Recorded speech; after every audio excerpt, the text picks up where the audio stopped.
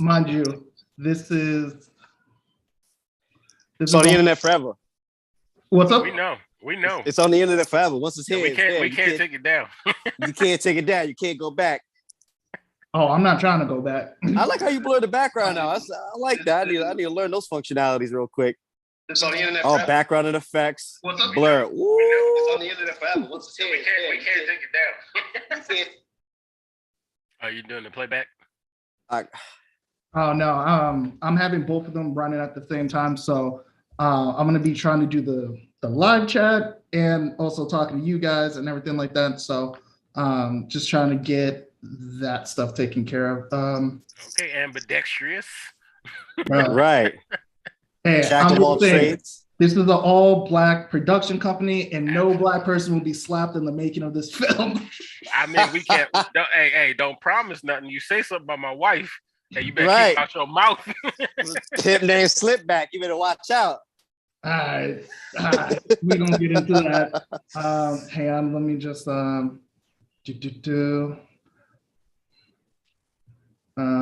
just letting some people know. Just gotta let some people know what's going on. What's going on? We live right now. We on YouTube right now. Yeah, we're on YouTube right now. YouTube peeps. So one of these days, I'm gonna figure out how to do like when people go live, they have like the 5-minute like window thing, and then so one of these days, if I start taking this actually seriously, and not just having fun, something my future kid's about to see. All right, so all right, let's just go ahead and do this. Welcome back to the tomb, everyone. This is the Pharaoh Ali. It's been a while. Been on a little bit of a hiatus. Been working though, so about to start bringing some more content for you guys. But we got to get into what transpired this last weekend, and I have two very important guests with me. I'll let them go ahead and introduce themselves first, and then from there we'll just kind of get into it. Let's do it, Micah. That's all you. Yo, this is Micah Evans, brought to you straight from Atlanta, the ATL, by way of DC. Enjoying it and happy to be here. Excellent. You know everybody, my name is Sean, formerly from the My Two Cents podcast, also known as LKL. You'll hear many different names. Sometimes I go by the Honey Man, but it's a pleasure to be on this platform and ready to have an educated and honest discussion. Thank you both. We're gonna try to make it educated. We're gonna try. It's gonna be sophisticated ignorance. Yeah, sophisticated ignorance. I like that. So first, wanted to kind of explain the title. Severely Impaired Masculinity Problems, SIMPS. And the reason why I chose this one is that because of the topic we're going to be talking about, is that personally, I feel like that was some real simp energy that I saw on Sunday night. And the reason why I say that is just as a fellow man, you can see other men when they are in their masculinity, and you can see when they're broken. And the fact that he walked up, didn't say anything, slapped him, and then walked away like he did something. It's like that man is not within his so-called masculine frame. And the fact that you slapped him, went back to your seat, and then proceeded to quiver and yell from your seat, "Get my wife's name out your mouth." It's like, bruh, it's like you've already lost the war. But I wanted to pretty much give a synopsis to why it's called Severely Impaired Masculinity Problems, and just kind of wanted to get your guys' feedback from the initial action of what happened, and then pretty much what the internet said afterwards, especially our sisters. Well, man. Oof. So I guess I'll prompt you guys with this. Would you guys want to first kind of, in your own words, define masculinity and what traits makes a man masculine? I mean, that is the question, right? That is the question being asked. That's the $1 million question right there. We had ideas as to what masculinity was. That framework has changed. Oh, And Michael, could you speak I up a don't little think, bit? sure. I don't think always for the negative either. We definitely have undergone some change societally as far as what people think masculinity is. Um, and I definitely think, just judging by my father, my grandfather, my great grandfather, some things that they brought to the table, I want to make sure that those are retained into the future. And some things I'm like, no, you should have never done that. That was never masculine. That was bullshit. Right. So Mm, it's shifting. That's not a bad thing, but we are on sand right now. And until we I get some agree. concrete, it's gonna look real sandy. What you think, Sean? What you think?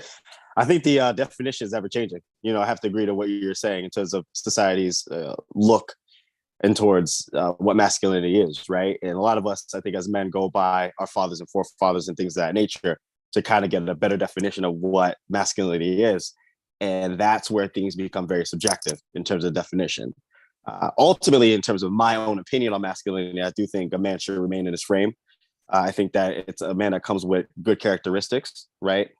Which can also be subjective. But I think we overall have a good understanding of what good characteristics in a man is and what poor, or the nowadays term of toxic characteristics are within a man. But I think a man that's masculine is a man that's comfortable within himself, a man that is emotionally intelligent and emotionally responsible. I think that masculinity to me is a man that knows how to lead himself in the right direction and has the ability to lead others. And I just leave it there. Ultimately, a man of influence. But, it's ever changing. So my definition of what masculinity could be is something different towards what my counterparts or my friends would think masculinity could be. And because we're changing as a culture and things are continuously shifting, as we progress throughout the years, it's going to continuously change. Yeah, I think you wrapped it up pretty well.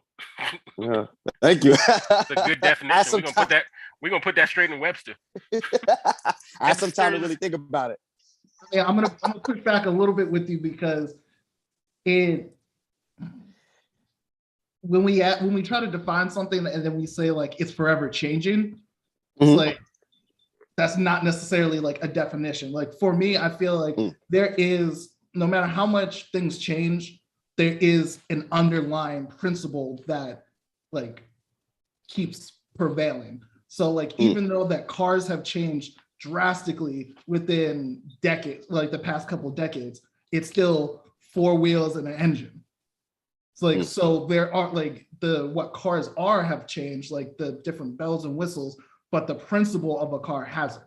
So that's why when I ask, it's like, how can we define masculinity? It's like there are things that are inherent to like the definition of masculine that no matter what society we go to, it's like there are certain things that like people have understood is masculine.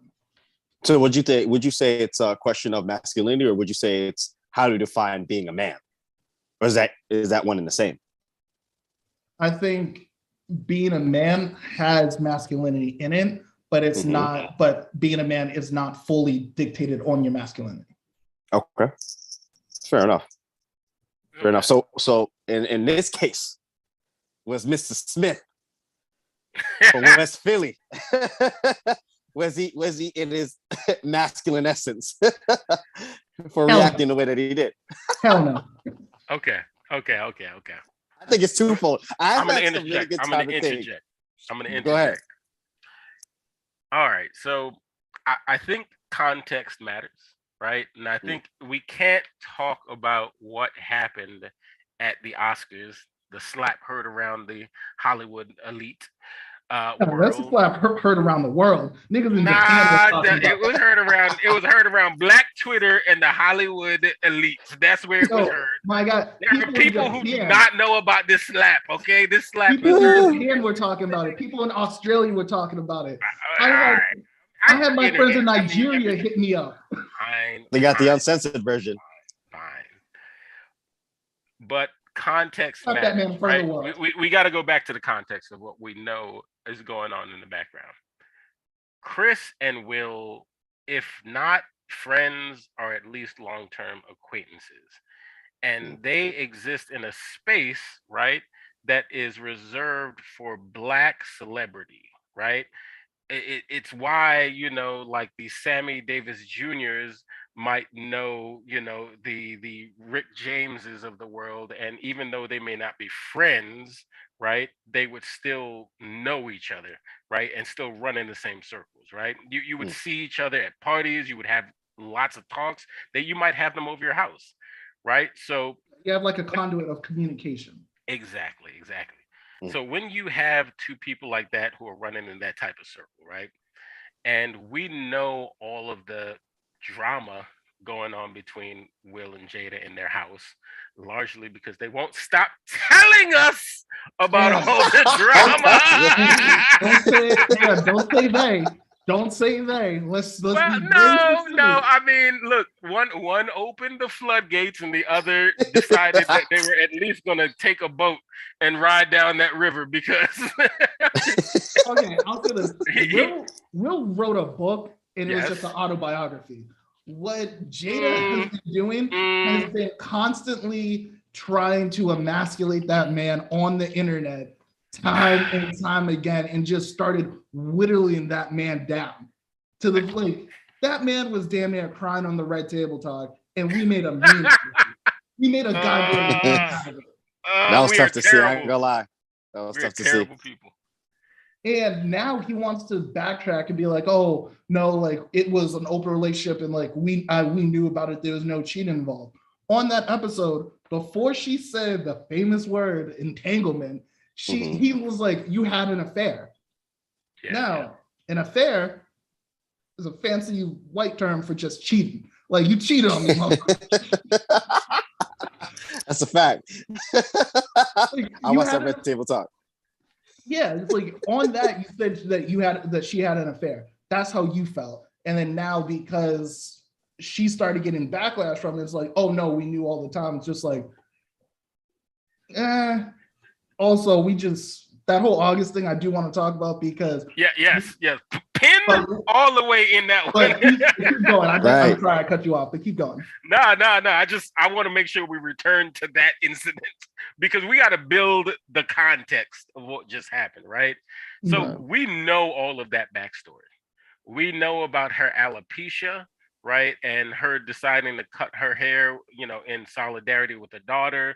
We know this because, again, she keeps telling us everything. Right? Like it's open. Yep. It's all in front of us, right? Now it's people, you know, on a version of Twitter, which is not Black Twitter, have been like, you know, Chris probably didn't even know. And I'm like, no, he knows whether or not he paid attention when the joke was being written for him or not. I don't know. Right. But I don't know that he really read it over with any type of real understanding of the impact it might have given all that context. Right. So when he's up on stage and his boy, you know, or at least his peer, right, his Black celebrity peer is in front of him, and you know they're going through. They probably had a fight before they got there. You know what I mean? Like they are just right now. And he says that, right, and Will is trying to laugh it off. You can tell people like Will was laughing. I was like, no, he's laughing it off, which is what a version of what he did at that Red Table Talk, right? It's the same. He didn't laugh that off. That nigga was just holding back tears. So he's laughing it off because he's like, it's just a joke, right? And this is, you know, at her expense, yes, but you know, this is what happens in these circles. But then his wife reacts to it with this, like if you go back and look at her face when he makes that joke, she must have said something to Will like, this is the I'm talking about. And she must have said something, right, that sparked something else that's already a powder keg over there. And so what he got up and did wasn't a slap against Chris Rock at all. It was a slap against all of us for memeing him, his family, for taking all the attention that they have given us, right? And using it in the negative way that we have. Right? So he's not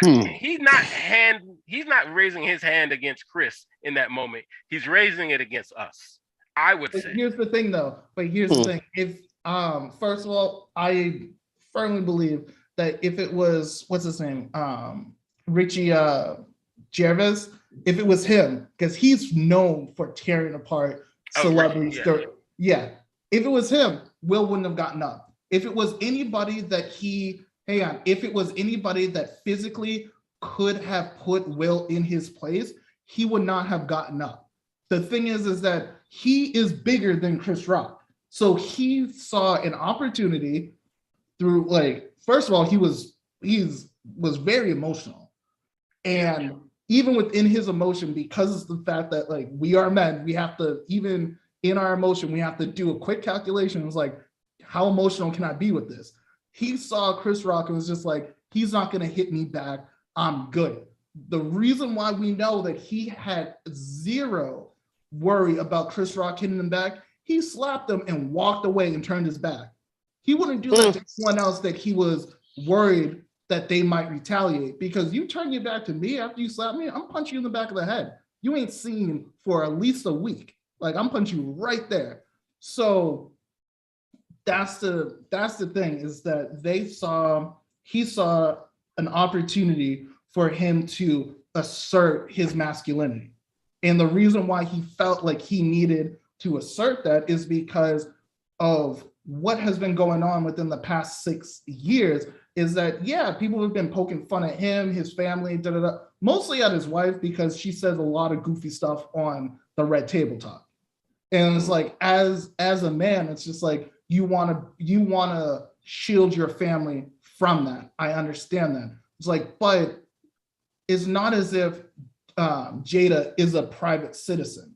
I can understand if she was a private citizen and not a public figure. It was just like, I would be irate if people were coming at my wife and she's not even in this business.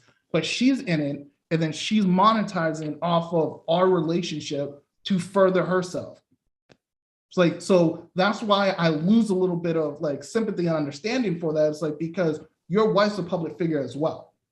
So she gets the same scrutiny that you get. The problem is that she just won't shut the hell up. There's a lot of shit that we as the Black community did not even know about their relationship. They just won't stop telling us. So I think my issue with it, just kind of observing the entire situation, right? One thing, I think that his move was very impulsive, number one. Number two, I wouldn't go so far to say that he knew that Chris Rock wouldn't retaliate, because, I've definitely fought people that are 2 times my size that are in their 6 feet, and I'm only 5'9". So it's a matter of heart and character versus, size sometimes. I do feel like Chris Rock was caught off guard. Excuse me.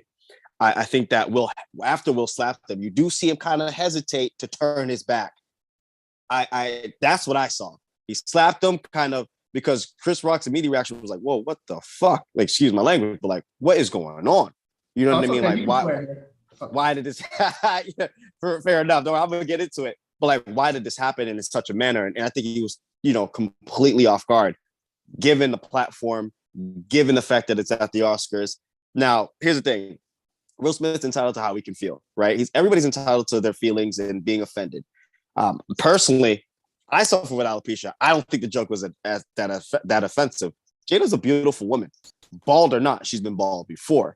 So just the fact that he reacted in a way, I think it shows deeper. There's a deeper rooted issue within maybe them, more than what Chris Rock has said. This is the first time Chris Rock has done what comedians do. That's one. Two, Chris Rock and Will Smith are not in the same caliber in terms of career when I say comedians, right? Will might be funny on film, but Chris Rock is funny in real life, right? He does this. He's been in movies, but I consider Will more of a sitcom movie star than Chris Rock, which is more of a comedian / movie star.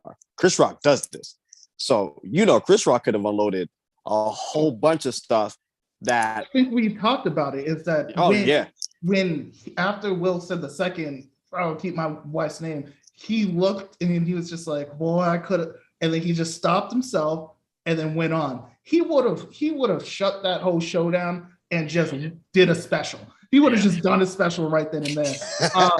Someone in the chat says, Will also mentions in the book that him not being able to protect his mom from his dad was his most life-defining moment. Interesting piece of the puzzle too. Now, I've heard people say this, and here's the thing that I will say back to that. He ended up turning into his father, because his father, his father was abusing his mother and him. So his father was picking on and asserting his dominance over people that can't fight back, or people that he knew that he could overpower.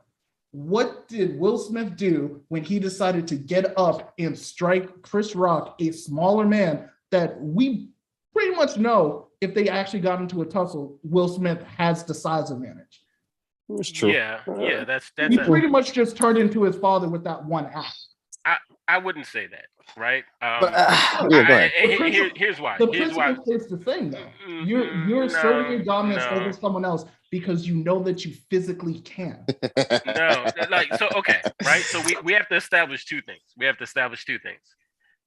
establish first whether or not Will made that decision out of, as you say, a calculated decision of, I can beat this man, so I'm going to now use this as an opportunity to make myself look, masculine or bravado. I'm going to puff out my chest. And then two, we have to establish, right, whether or not that is the same thing as beating on a loved one. Right? Yes. And in both situations, I would say they are not the same, right? I don't think I think Sean may be nailing it, right?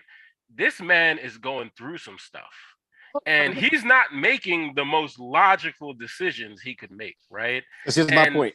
Oh, go ahead, Michael. I got you. No, go. It's because my point is this, right? If you stand on what you stand on as a man, and you felt like your actions were justified, and you want to protect your family, you would have never apologized. I don't care what nobody says. If I smack you, first of all, smacking is disrespectful. I don't care. I'd rather get punched in the face and smacked. There's levels to that. Punch me in the face. I'd rather get knocked out, punched in the face, sucker punched, than get slapped in the face. It's just a totally different level of disrespect, right? So that's where it tells me that it was impulsive. Will Smith's not known for punching people, but he has smacked somebody before, that has tried to, kiss him on the red carpet or some nastiness like that. So it's not unfamiliar to him, but just the way he walked up, the way that we saw him laugh, and Michael, you said that he laughed it off. To me, I feel like he enjoyed the joke just based on what I saw. But then again, I'm only making an assumption. Of course, if you make an assumption, you're making an ass out of you and me. But we're speaking hypotheticals here, right? So he made an impulsive decision to therefore walk up on stage and to do that on a public stage just like that. Sometimes, people do deserve to get smacked. I will say that. But when money's involved, when certain things are also involved in situations like that, I think you have to be a little bit more conscious of your decisions, right? And when you're in a particular situation, he has all right to break one time. I don't think that him smacking somebody is the end of the world. I don't agree with him smacking Chris Rock, though. I think that the G.I. Jane joke was small, very small. That was mild. That was microscopic. That was some Reggie Bush right there. It was down to the cuticle. It was. Yeah. I'm just saying, he coming for me next. The only thing more benign than that joke is alopecia, ironically. I suffer from alopecia. What are we talking about? I can show you a bald spot on my head right now. Here's the thing. I think we're calling women sorry, my sister's a woman, but I understand that your hair is your crown. But this dude it's different for us. It is. Is it? Or does society make it that way? But here's the thing: is that men also get clowned for not having hair. The thing is that as men, we literally just take that shit on the chin. It was just like, all right, it's like for the longest time, like I could not grow facial hair. I figured out what regimen and shit like that. Like this side of my face, no hair. I figured don't worry, the alopecia. Yeah, right here on my side. Yeah, so alopecia on my side of my face. I look like the Black Wolverine if I grew my hair out. Don't worry, my beard. I don't got none. Yeah, so like, there are men that just literally cut their beard because it's just like I have bald spots in my beard and I just don't want to deal with it. It's like, okay, people will get like men will get clowned for it, and then we just take it on the chin. The thing that gets me, and Mike, I think you said it earlier, is that the joke was at Jada's expense. 95% of jokes are at someone's expense. So it's about not being sensitive to these types of things, given the context. Now, if someone walked up to Jada on the street and was just like, hey, what's up, Baldy? It's like, or someone just like tried to rub her head for good luck. It's just like, yeah, that's very insensitive because it's not in that arena. However, it's that at the award shows, they hire comedians to roast the people there. And that's pretty much understood. It was like, so you sitting front row at an award show where there is a comedian hired and your wife is bald? Come on, you know he's gonna say something about it. And the thing is that on the night for Jada, it's like on the night that your husband is about to win an award that he has worked 30 years to get, and you're supposedly an actor, laugh, fake laugh. Yeah. And then once that situation is over, you can lean over to him and be like, you need to go talk to Chris. And then handle it that way. My thing is that it was a poor performance from, as people say, Black excellence, the upper echelon of Black people, where it turned into a world star hip hop video on the same night that it is the first time an all Black production company was hosting the Oscars. And it was like, so you're literally just saying, it's like, niggas we can't take you anywhere. And that's supposed to be the upper echelon. That's supposed to be the bougie people. And then people are coming out saying, it's like, well, we have to remember he's from Philly. It's just like, so what you're saying is that no matter what you do, you're just always going to be that ghetto Negro. But Ashanti, West Philadelphia, born and raised. Like we keep talking about West like it's North. It's not. There's two different things. I'm sorry. I gotta put this out there. North Philly and West Philly are not. I've been to Philly. They're North and West are not the same. So I hate when they keep bringing that up. I think it's hilarious as a joking point, but at the end of the day, it's not the same. And that's the respect of the people from. He has more decorum.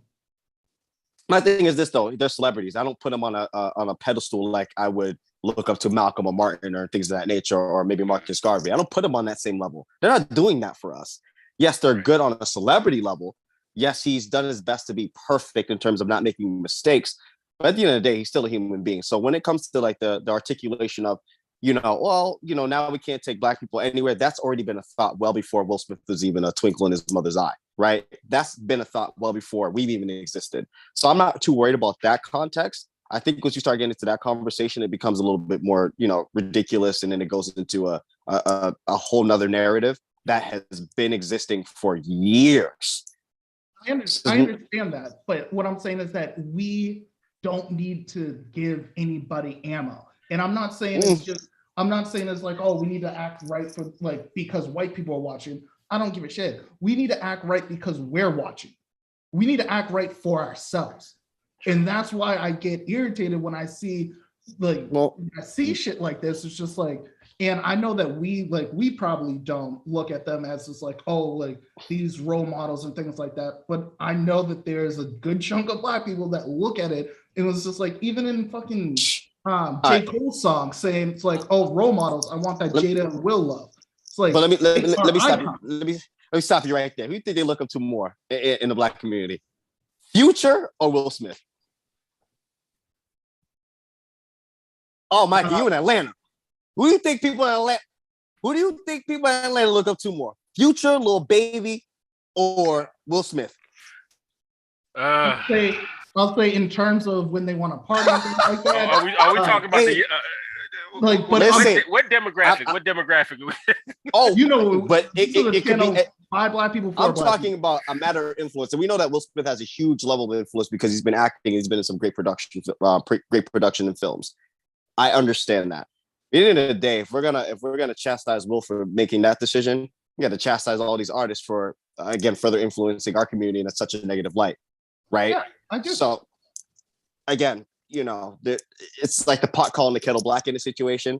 I'm gonna go back to my original thought. I don't think Will was right in regards to how he reacted, but at the end of the day, I do respect the fact that he's a human being and that people make mistakes. Yes, it's the Oscars, but who gives a damn? The Oscars have never respected us before them.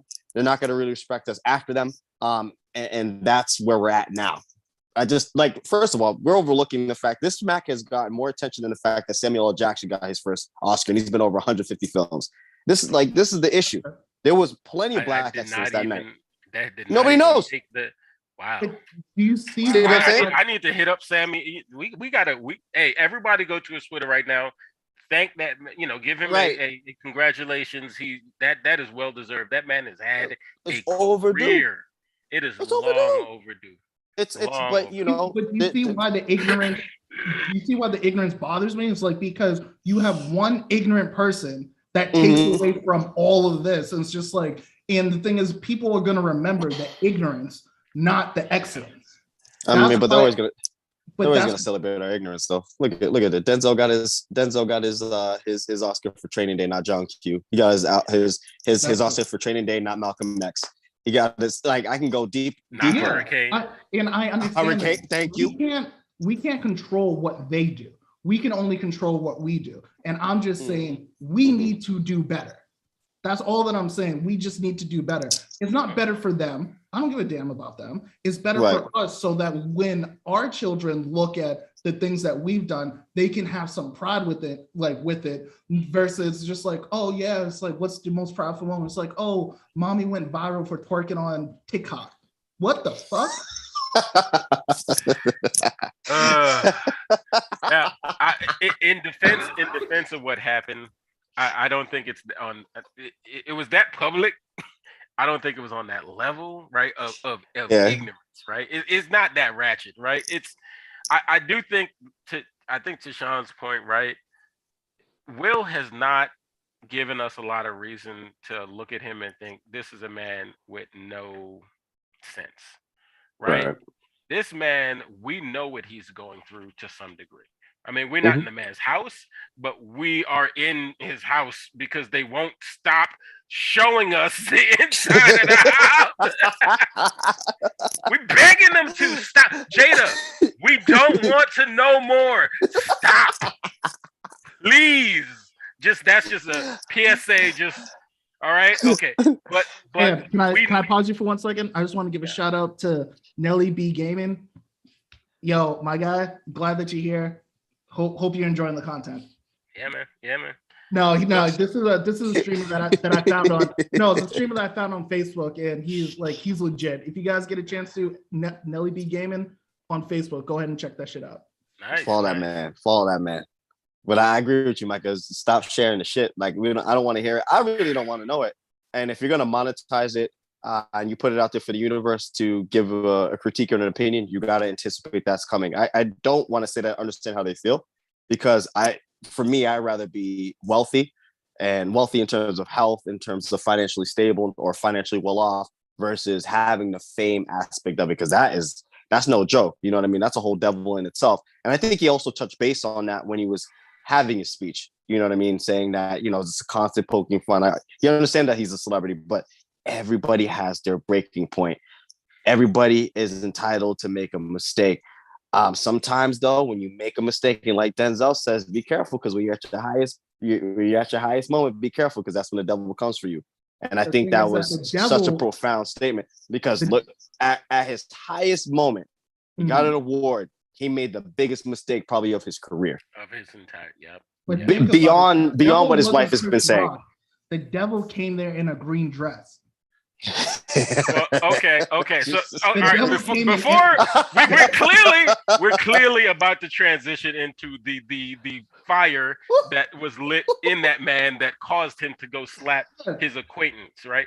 Before we do, I just wanted to circle back to one thing you said, Ashanti, because I heard that comment somewhere, or I saw it somewhere on Twitter, where someone posted, Ricky Gervais does this type of stuff and nobody goes for Ricky Gervais.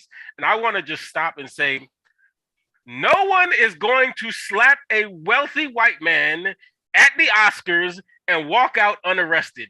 Everybody knows this. Other white men won't do it because Ricky Gervais will lock you up. He will call every police officer that has ever known. If they don't even need a full badge. Even if they got the box out of the cereal box badge, he will call that person. You will be so arrested. No, what I'm saying is there are different spheres for different folks, right?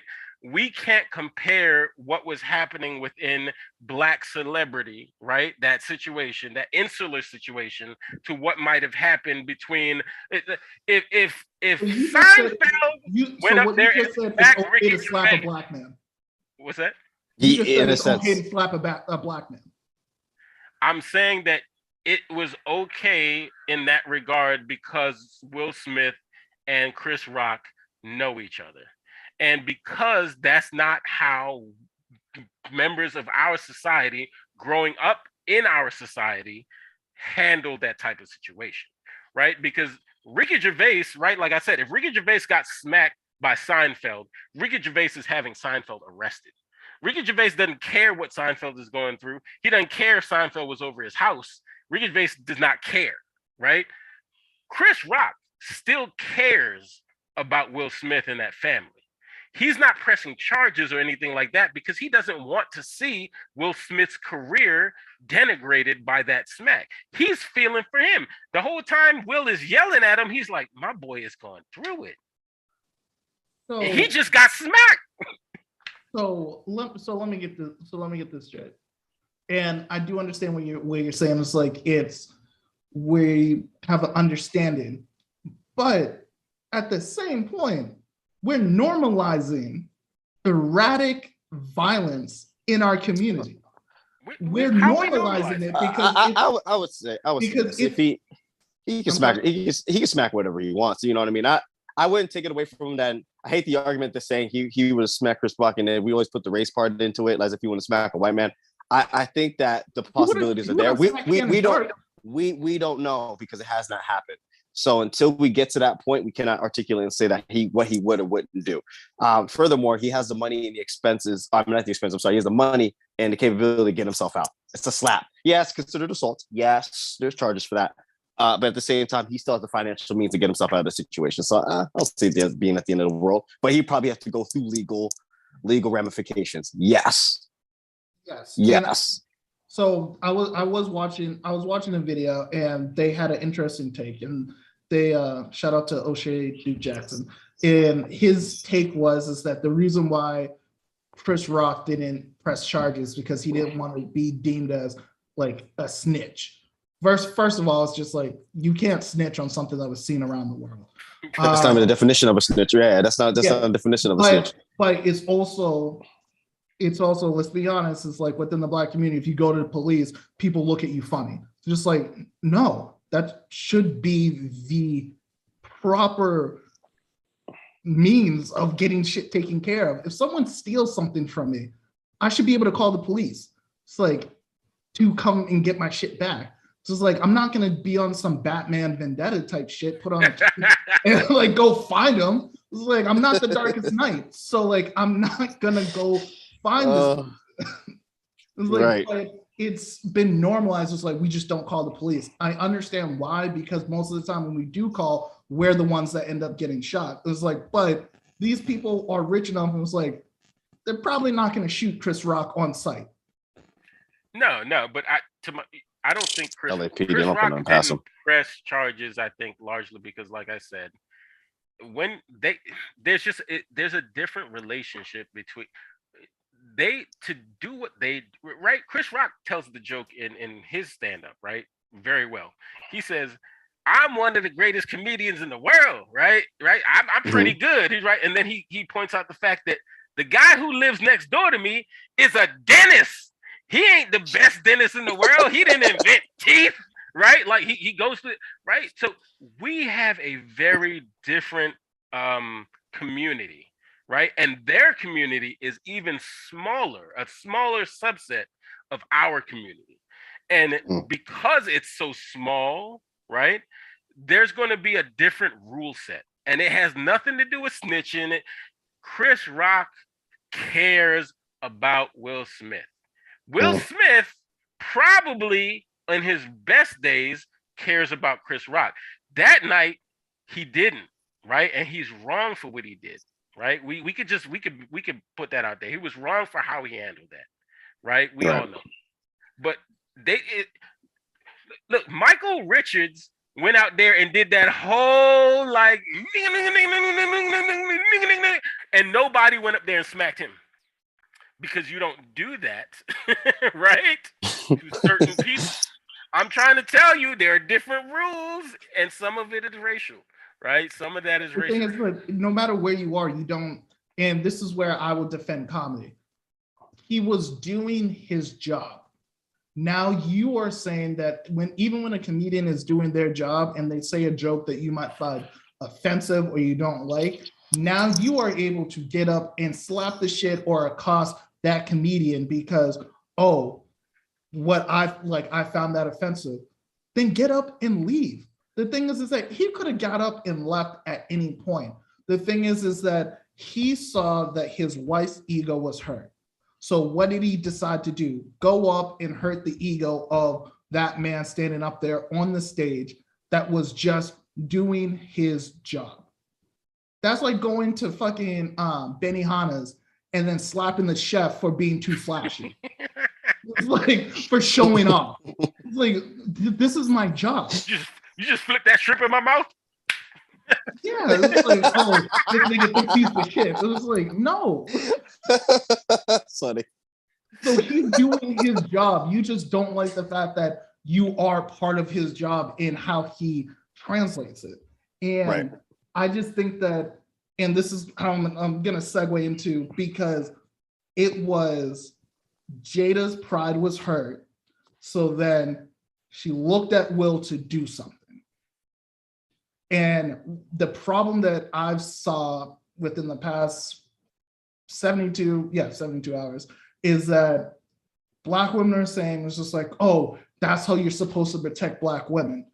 You are outside of your mind if you think that I'm going to risk my life, my freedom, or my livelihood because your ego was hurt. Yeah, I think there's a time and a place for everything. Like, I do think not that a rabid pit bull to be sicked on people. Black men are not that. Oh, I think that's the cultural implications that are negative and somewhat of a stigma when it comes to us, right? How we've had this conversation before where we exert ourselves in terms of masculinity through our dick or through violence, right? And I think that's the issue.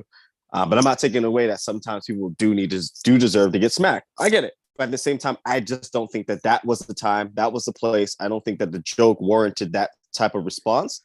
No matter how she felt about the situation, I think he still could have defended her in a more respectable manner, and went about it in a better way. You know, that's the problem that I have with a lot of narrative that's been going out there in terms of, you know, that's how you defend us, and that's how you're supposed to defend your woman. Like, there's a time and a place where violence is the answer. I do believe that. And there's no time for talking. But at the expense of a few words, come on, you know what I mean? It's kind of what you said earlier to me off this live, where you're basically like, when you have to resort to violence and you can't even properly articulate yourself even first, you've already lost the battle. You lost the war. You lost it all. So yeah, I think that is the way that he ultimately, I don't agree with how he went about it. I'm not going to push the narrative of what, you know, some women are saying in terms of, yeah, that's how you defend us, this, that, and the third. I'm not, no, you know, if a man chooses to do that, I understand that you have to deal with the ramifications. I do believe that there is sometimes that violence is warranted. In this situation, based on what we're talking about, this is not the situation where that was the case.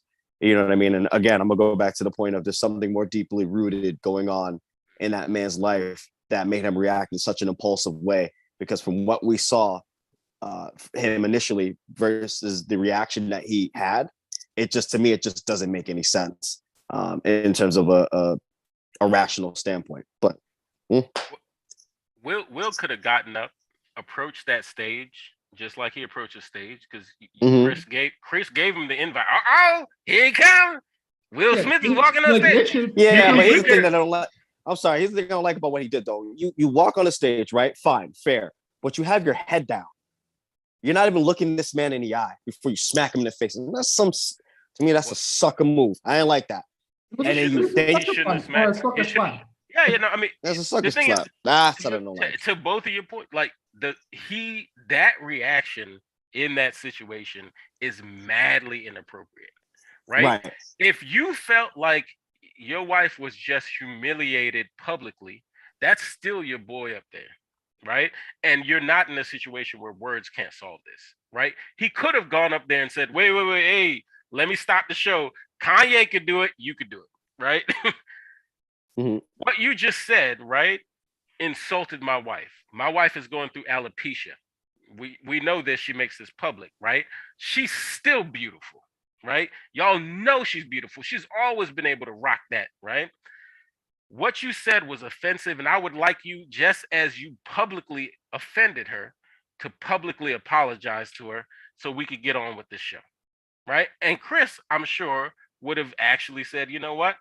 My bad. I didn't write the joke, right? Right. Jada, I'm sorry. You do look beautiful.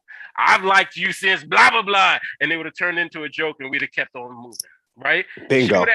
She would have been defended publicly with words because the assault was with words and it did not require blows. And he could have came with his masculine stance and been firm or stern and said, listen, I'm gonna need you to apologize. Now, if Chris was on something like, nah, then all right, all fair game. But if Chris would have apologized, then he could have it still would have got his point across, saying, listen, I don't stand on that and I don't respect that. You see what I'm saying? The issue that I have is when you talk too much and you're on a public platform and you're saying that I don't care what nobody says, and then somebody says, Jada, I love you, G.I.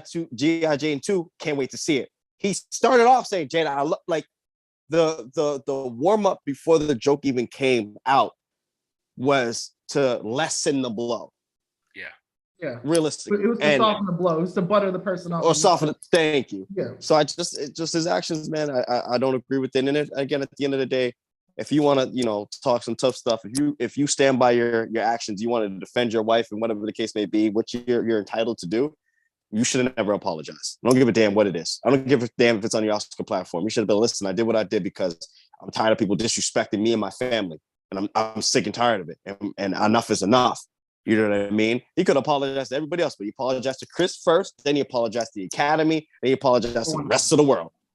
But the problem is that he is like, I'm tired of people disrespecting my family and da-da-da-da. It's just like, homie. We only have the fodder to do this because of your wife. You want to tell we get into it. Yeah. You want to tell us to shut the fuck up. Have you thought about telling her? Because the thing is that you are telling society to be quiet as a public figure. It is easier for you to control what is being said within your own household and being made public than to try to beat society into submission. I think, and I do agree, like, to an extent, that's what he tried to do. He tried to beat society into submission by making a statement of slapping Chris Rock. That's not gonna work, because now a benign joke like G.I. Jane 2, can't wait to see it, is going to be immortalized because that is the thing that set Will Smith off. Yeah, because that's small, then imagine another joke. That's the thing, is that my thing is that if you are truly a king, because he played King Richard, if you're truly a king will never let the opposition know where to stab him. And he just let all the world know how to press his fucking button. I don't think that's a good example either. I was gonna put that out there. I'm gonna leave that there. But Not what you just said in terms of I see a lot of people correlating him to the fact that he played somebody's father. Again, but he tried to also be like, oh well, Richard Williams, he was protective of his family, and Richard Williams, I think I read it either today or yesterday, came out, it's just like, I wouldn't have slapped him. Even the person that he said he was emulating said, I wouldn't have slapped him. And that nigga has gone in on reporters. He has verbally bitch slapped and uppercut like reporters for his daughters. Yeah, and the thing is that that's why I don't believe him. I think I don't believe him. With all due respect to the Williams family, I think there's a lot more context to Richard himself, in terms of some of the action decisions that he ultimately chose towards his family anyway. So that's why I respectfully I won't go too deep into that, because there's well-known documented things of that. But I just don't think the correlation between Will Smith and saying, the person that he played and saying that, this is what this person was doing to protect his family. In instances, yes, he did try to protect his daughters in a public light against reporters. But in terms of character and things that are done at home, there's a whole other story. So I'll leave that there. I'm not talking about the at home thing. I just brought up the King Richard thing as to the analogy of if you're a king. I was just saying, respectfully to the Williams family. I don't know as much as you do, apparently, about the whole Williams thing. So I think that's going to be a conversation once we get off here, because I don't I'm not here to disrespect nobody's family, but I do think it's a point where the point that I'm trying to make is that there's a lot of healing that needs to be done. And I think there's deeper rooted issues within, maybe the Smith family and within Will himself. And I think the best thing that I wish in this situation is that Will finds the guidance and healing that he actually needs. And maybe, if that's stepping away from the public light, stepping away from production for a little bit to kind of get where he needs to, put himself in a position where he needs to be. That's what I hope for him personally, because to your point earlier within the pod, there are a lot of individuals, especially within our community, within the world, that look up to him as a positive figure and as a positive influence. And he's tried his best to be as perfect as you can be, but we got to stop, I think, putting Black men in this situation, especially at celebrity level, that they have to be perfect. No, they don't. No, they do not. You know what I mean? And they have imperfection. And they're allowed to have that, like every other race of men, right? And I get it. We live in a society where white men get away with it. We know this. The rest of the world knows this. This is not a hidden thing anymore. It's not a thing that we can't not talk about without major repercussions. Whether you say it or not, it's going to be there in your face regardless, right? Whether I say it or not, articulate or not, it's going to be in your face regardless. But I pray that he finds the proper guidance and that he really goes about his health in a way that best suits him and best suits his family, and ultimately, keeps that unit in a place of peace. And hopefully, he finds that route. But I'm personally, I'm more concerned about how Chris Rock feels, at the moment, because I think that, as a comedian, how do you verbally walk up there? I mean, not verbally, physically walk up there, smack somebody, go back, sit down to your seat, and then continue to verbally assault them, right? When it was a small joke. Now, here's the thing. She's entitled, again, to be offended because she's dealing with it in the way that she has. My problem is that don't be hypocritical and go out and say that, I don't care what anybody else thinks. And then when somebody actually makes a small joke to it, you have your husband react. I don't mess with that. To me, just rubbed me the wrong way completely when it came to her. And that's why I'm solely a Will Smith fan. Let's preface this with, I think we have to admit, we love the Smith family. I do. As fellow, right? Because again, they're only this many, right, of us in certain positions, right? And so we always try to hold up and uplift those who make it into those positions, and we hope that they represent themselves and represent us as a community well, and we hope they give back, et cetera, et cetera. So fuck hope. We've been hoping for a long time. We were hoping Obama. Look, our dream is coming. So we're still, and anything that we say right now, I think we want to say it as we're almost talking within the family, right? We're not saying anything we're about to say as disrespect towards Jada or towards Will in any way. We Right. love them. We wish them the best. Like honestly, we pray for you. Well, Jada is a problem, and we need to talk about her. Like usually Jada let is people a talk as her therapy. Jada She is needs to a go to therapy. problem. Like Jada is a problem, bro. That like your wife can either Michelle Obama you to the White House, right? Right. Or Yeah. have you smacking your friend at the Oscars before you win an Oscar, right? Yeah. Jada is a problem. And when are we going to talk about, like, we're talking about masculinity today and the changing nature of masculinity. The other edge of that coin, the other side of that coin, what the changing nature of masculinity means for women and how women then like Jada find themselves in positions where you're like, I don't know what you're doing, Jada, but this ain't it. This is not what we Yeah. want to see from a wife. I Wait, can't speak to her when you motherhood. say the changing nature, are you saying changing nature of masculinity for like that women are viewing, or? Right. So well, I mean, anytime you have a change, right? A sudden change, you have a vacuum. In that vacuum, things change on the other end of it, right? Like, so if you open a vacuum in water, water will fill that space. Air will fill that space, et cetera, right? What I'm saying is there is some space, there's a vacuum, and some Jada filling that space in some of the most toxic ways, right? Some of what you might see toxically from is that a word? From men, we are seeing, right, more traditionally some of our toxic behavior that we want to route out of ourselves.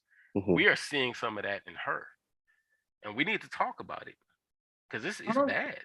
Honestly, I think I'm seeing. I don't think it's toxic masculinity traits that I'm seeing from Jada. It's toxic femininity traits, because it's not as if she's getting in someone's face, being rah, everything like that. She's weaponizing her femininity to like. Oh like, man. So it's like the thing is, it's like she has no problem, like Sean said, she has no problem on Instagram saying, I don't care what anyone thinks, da da da da. So it's like, but when Chris Rock made the joke, it was, I'm disdained, I'm hurt. Will. It's like she weaponizes when she wants to be the damsel in distress, because she's all rah when she's putting her shit out there. It's like, but because she's a public figure that people start criticizing about it, then she wants to then retreat into her feminine. It's just like, why are people attacking me? And it's just like, nah, motherfucker. Like, keep that same energy. Square up.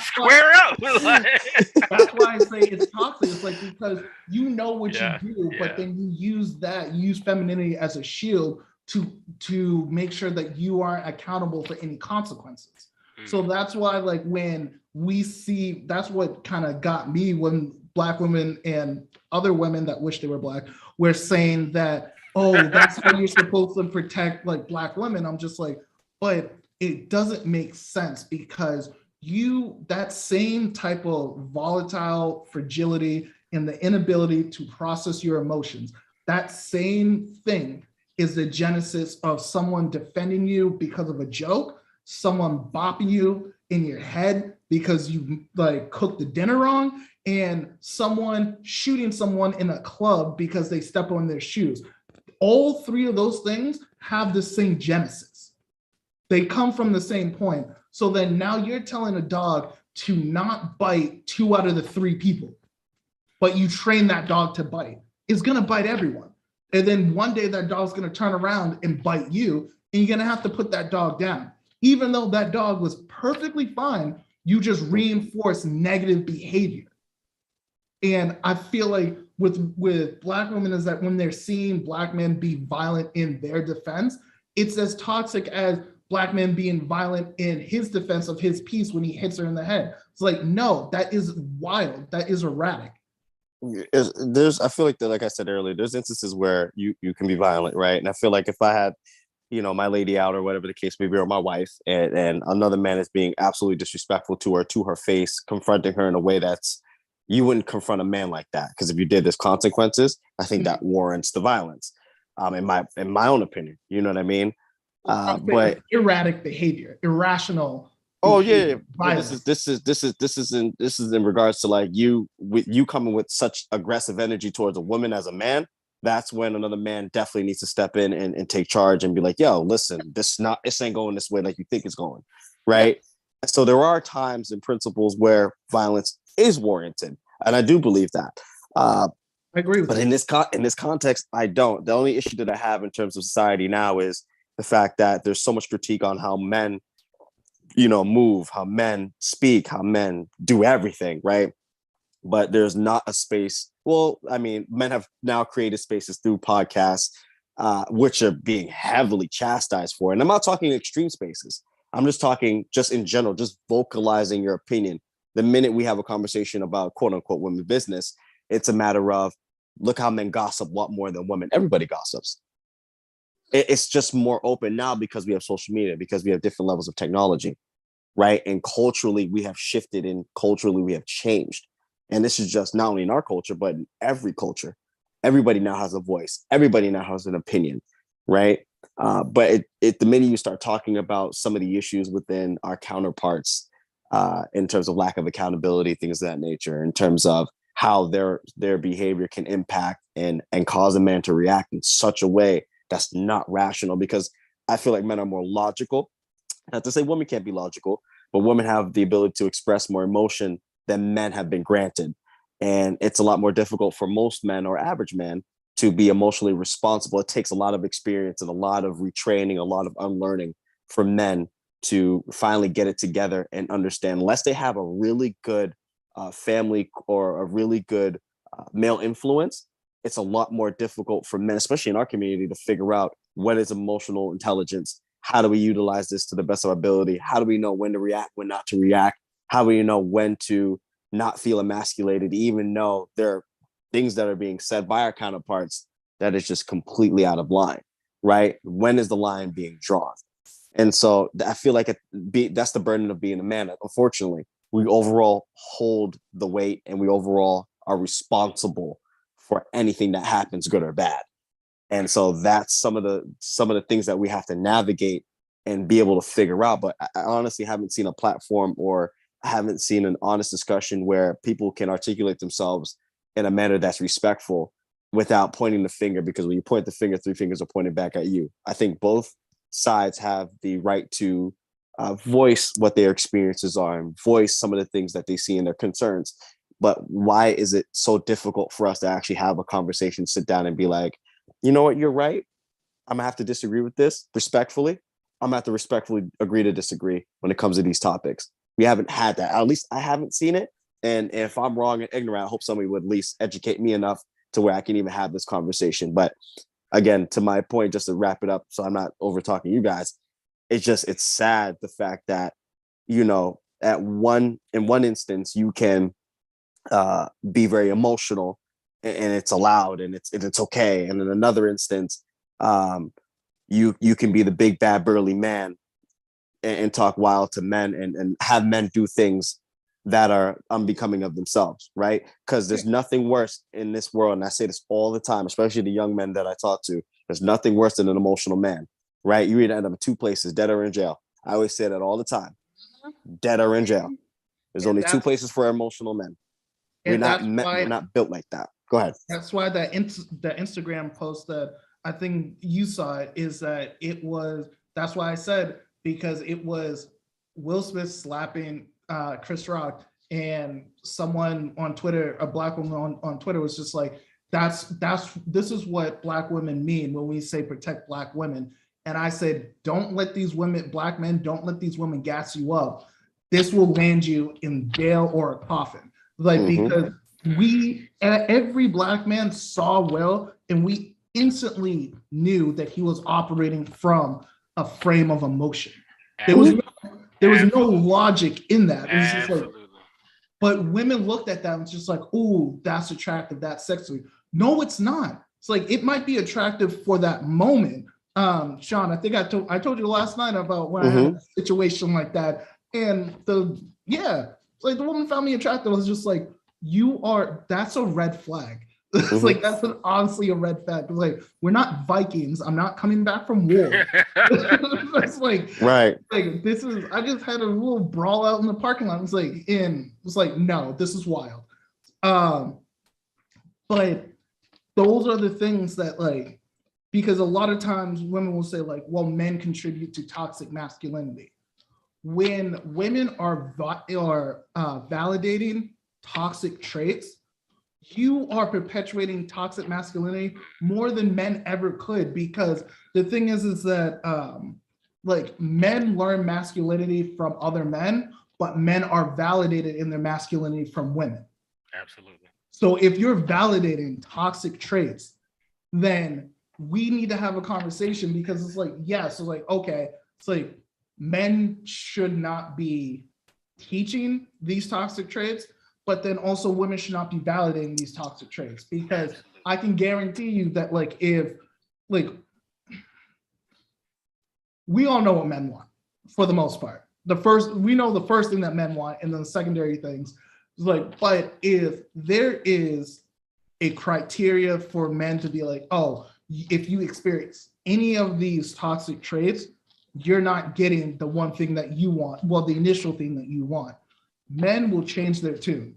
Now you'll have some men that are a little bit fraudulent, but within any community, you always have fraudulent people. But it's having those types of conversations, because with validating toxic traits, but then also exhibiting your own toxic traits, because like you were saying, is that getting all burly, and then when a guy responds to a woman, then she acts feminine in order to trigger the protective nature of the men around her. Like, or they play victim, and that's a dangerous thing. But that's the thing. Playing victim is very dangerous. Playing victim triggers something in most men to want to protect that woman. For sure. It's like so. A man of standards and a man of principle. Not all men. There's a lot of suckers out there. I'll say that right now. I'll say most men. I'm not gonna say that. Okay, there's a lot of. All right, let's go with 3 out of 4. 3 out of 4 men will actually protect you. I'll say maybe 2 out of 4. Times have changed, man. It's different. Not many men stand on the same principles, and I think that also, it depends on where you are. If you're in Atlanta, and that's true too. A lot of Negroes have guns here. But gun does not insert power. It's another form of protection. That's the argument. It does guarantee results. Yeah, but go ahead. Before we tangent, keep talking. I'll be right back. I've been, got to take a quick break. All right. Add to the list of non-masculine things: inability to hold bladder. No, I'm just. Go ahead.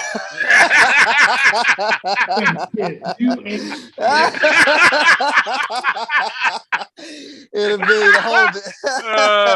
No, man. Some people have medical conditions that we do need to talk about. I think because not only is it the subject of the podcast, but because we mentioned it. Masculinity is no longer today what it once was. We don't have models of what modern American or Western masculinity is supposed to look like. We have people where we look to qualities within those people and we're like, we admire this, and this. But, there used to be cookie cutter, quote unquote, right? Examples, models that people could draw from, and those were emulated time and time again by others, right?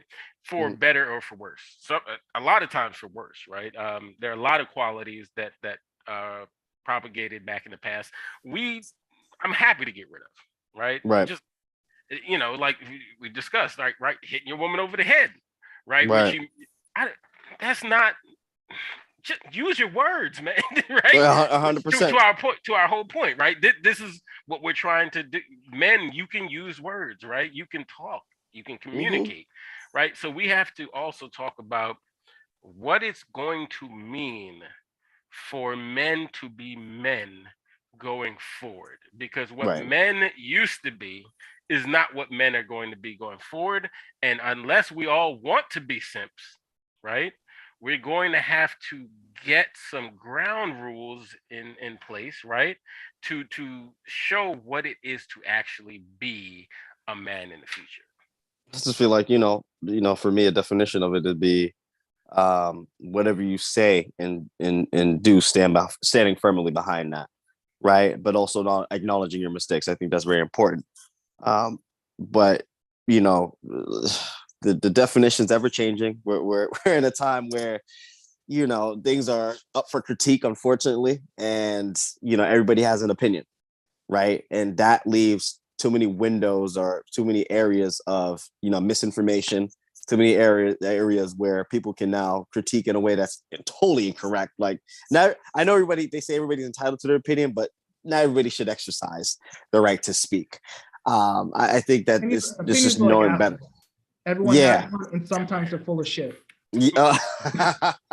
No, 100%, 100%. But we're in a time where, again, it's weird because I think a lot of men do certain things, and just to catapult on to the next topic, I think a lot of men do a lot of things just based because they know women want it. Like, men buy nice cars because they know women want it. They don't even know what the engine's like. There's only a handful of men that know how to. If the car broke down, they wouldn't know what to do. They have to call AAA, call another man to go help out their situation, right? And that happens a lot. To that point, right? Towards the changing nature of masculinity, is it emasculating to pay somebody else to do a thing that was traditionally male, like change your oil or mow your lawn? No, that's why there's mechanics. That's why there's laborers. That's why there's carpenters. That's why there's pipe fitters. That's why there's doctors, surgeons. Not everybody can be one position, right? You can still stand on core principles of what a man should be, for sure. But the expectation shouldn't be because you're a man, you should be automatically know how to fix an engine or fix a transmission. No, that's what mechanics are for. That's why people specialize in those trades. And that's where times have changed. There's a lot more technology out nowadays than it was back in the 1960s and 1950s, where there was a lot less and people had more time to focus on those things in particular, and it was more of an expectation. It's 2020. It's 2022. Now it's like, can you set up your router? Yeah, 100%. I think you should still be able to do certain things as a man. And certain principles as a man should still sustain itself, right? And what I mean by that, I could be very specific. In terms of being old school. When I say old school, I'm talking about pulling out the chair. Not even many people, not even many men, if you really notice, even I'm a hypocrite to this one too, but I still know better, is when a woman actually arrives to the table, all men are supposed to stand up, things of that nature, opening the door. If there's something heavy that needs to be carried in, you're not going to have your woman carry the heaviest goddamn bag. Get your ass up and carry the bag. You know what I'm saying? If something needs to be fixed. I mean, fair. I mean, not even. No, not even.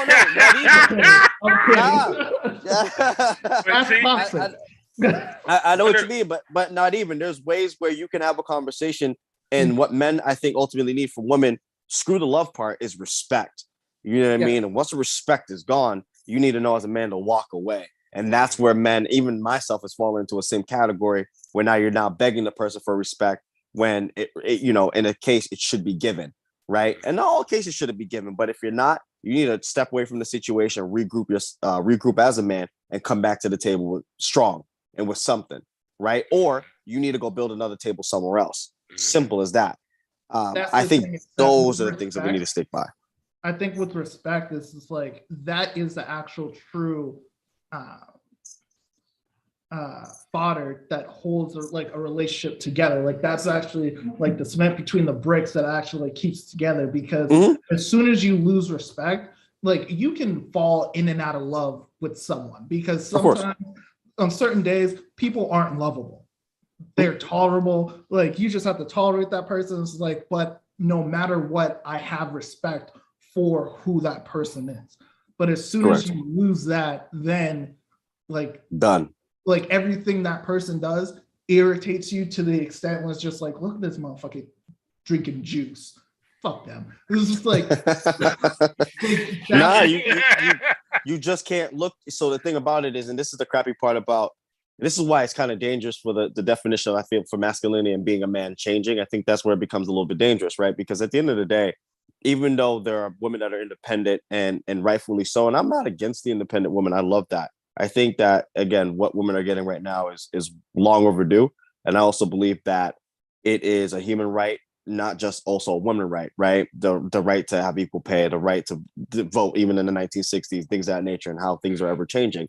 That's long overdue, because I at least understand that women are a very fundamental part of our society, and they're a very key part in helping raise a family. You know what I mean? You cannot deny them that right and that power. You cannot disrespect them or disregard them in that light at all. I think where we start to get dangerous, though, is when we start to use the ideology of you wanting a man, but just blurting out, I don't need a man. What's your end goal? Because now you're going to be in the 30 plus category with no kids, struggling and settling for a man that's probably not good for you. And I see that happening a lot more, especially as I reach my 30s. I'm like, wow, there's a lot more of y'all out here. Yeah. And they learn how to be independent without being disrespectful to men. Because that part, you can be independent. Like, I love independent women. Like, I need you to be self-sufficient. A lot of men were independent, but you never heard men saying, I don't need a woman. Never in life have you heard that. They would I need a woman. I haven't even heard a gay man say it. It does not. You don't hear men say it. It's just not a thing we say. It's just. I think that the only time men have now started to say it is because they're using it as a catalyst or a pushback to what women have said. I mean, the minute I hear women articulate all lives matter. Their all lives matter in this bitch. It's like you said I don't need a man. Well, I don't need a woman. Listen, I might need one tonight, though. I might. Tomorrow, no, but tonight. Yeah, but I think people also got to be sensitive to what they're saying, and people need to be conscious of how they're articulating yourself and the energy that you're putting out there when you say these things, right? If your end goal is to marry your counterpart, and this is just in a heterosexual sense, because there's so many different types of relationships nowadays, but I do believe there's masculine and feminine energy in all sorts of relationships, regardless of your heterosexual, homosexual, whatever the case may be. So, if your end goal is to find somebody, in this case, because I'm into women, if my end goal is to find a wife, me putting it out there that I don't need a woman is going against my overall end goal. Right. You know what I mean? It's not that I think you can articulate yourself, or I think you can think that you don't need somebody. Fair. But if you want that person, putting that energy out there is not going to put you in the forefront of getting that person. You're just putting yourself behind. And so that's what I've been seeing nowadays. And that's where it's becoming a little bit more dangerous with the independent role. And first, that's one. And two, how we define independence is far too subjective, because there actually are people out there that are very independent by force. There's actually are people that are out there from the age of 18 actually having to get it. A lot of men experience this, and some women do experience this too as well.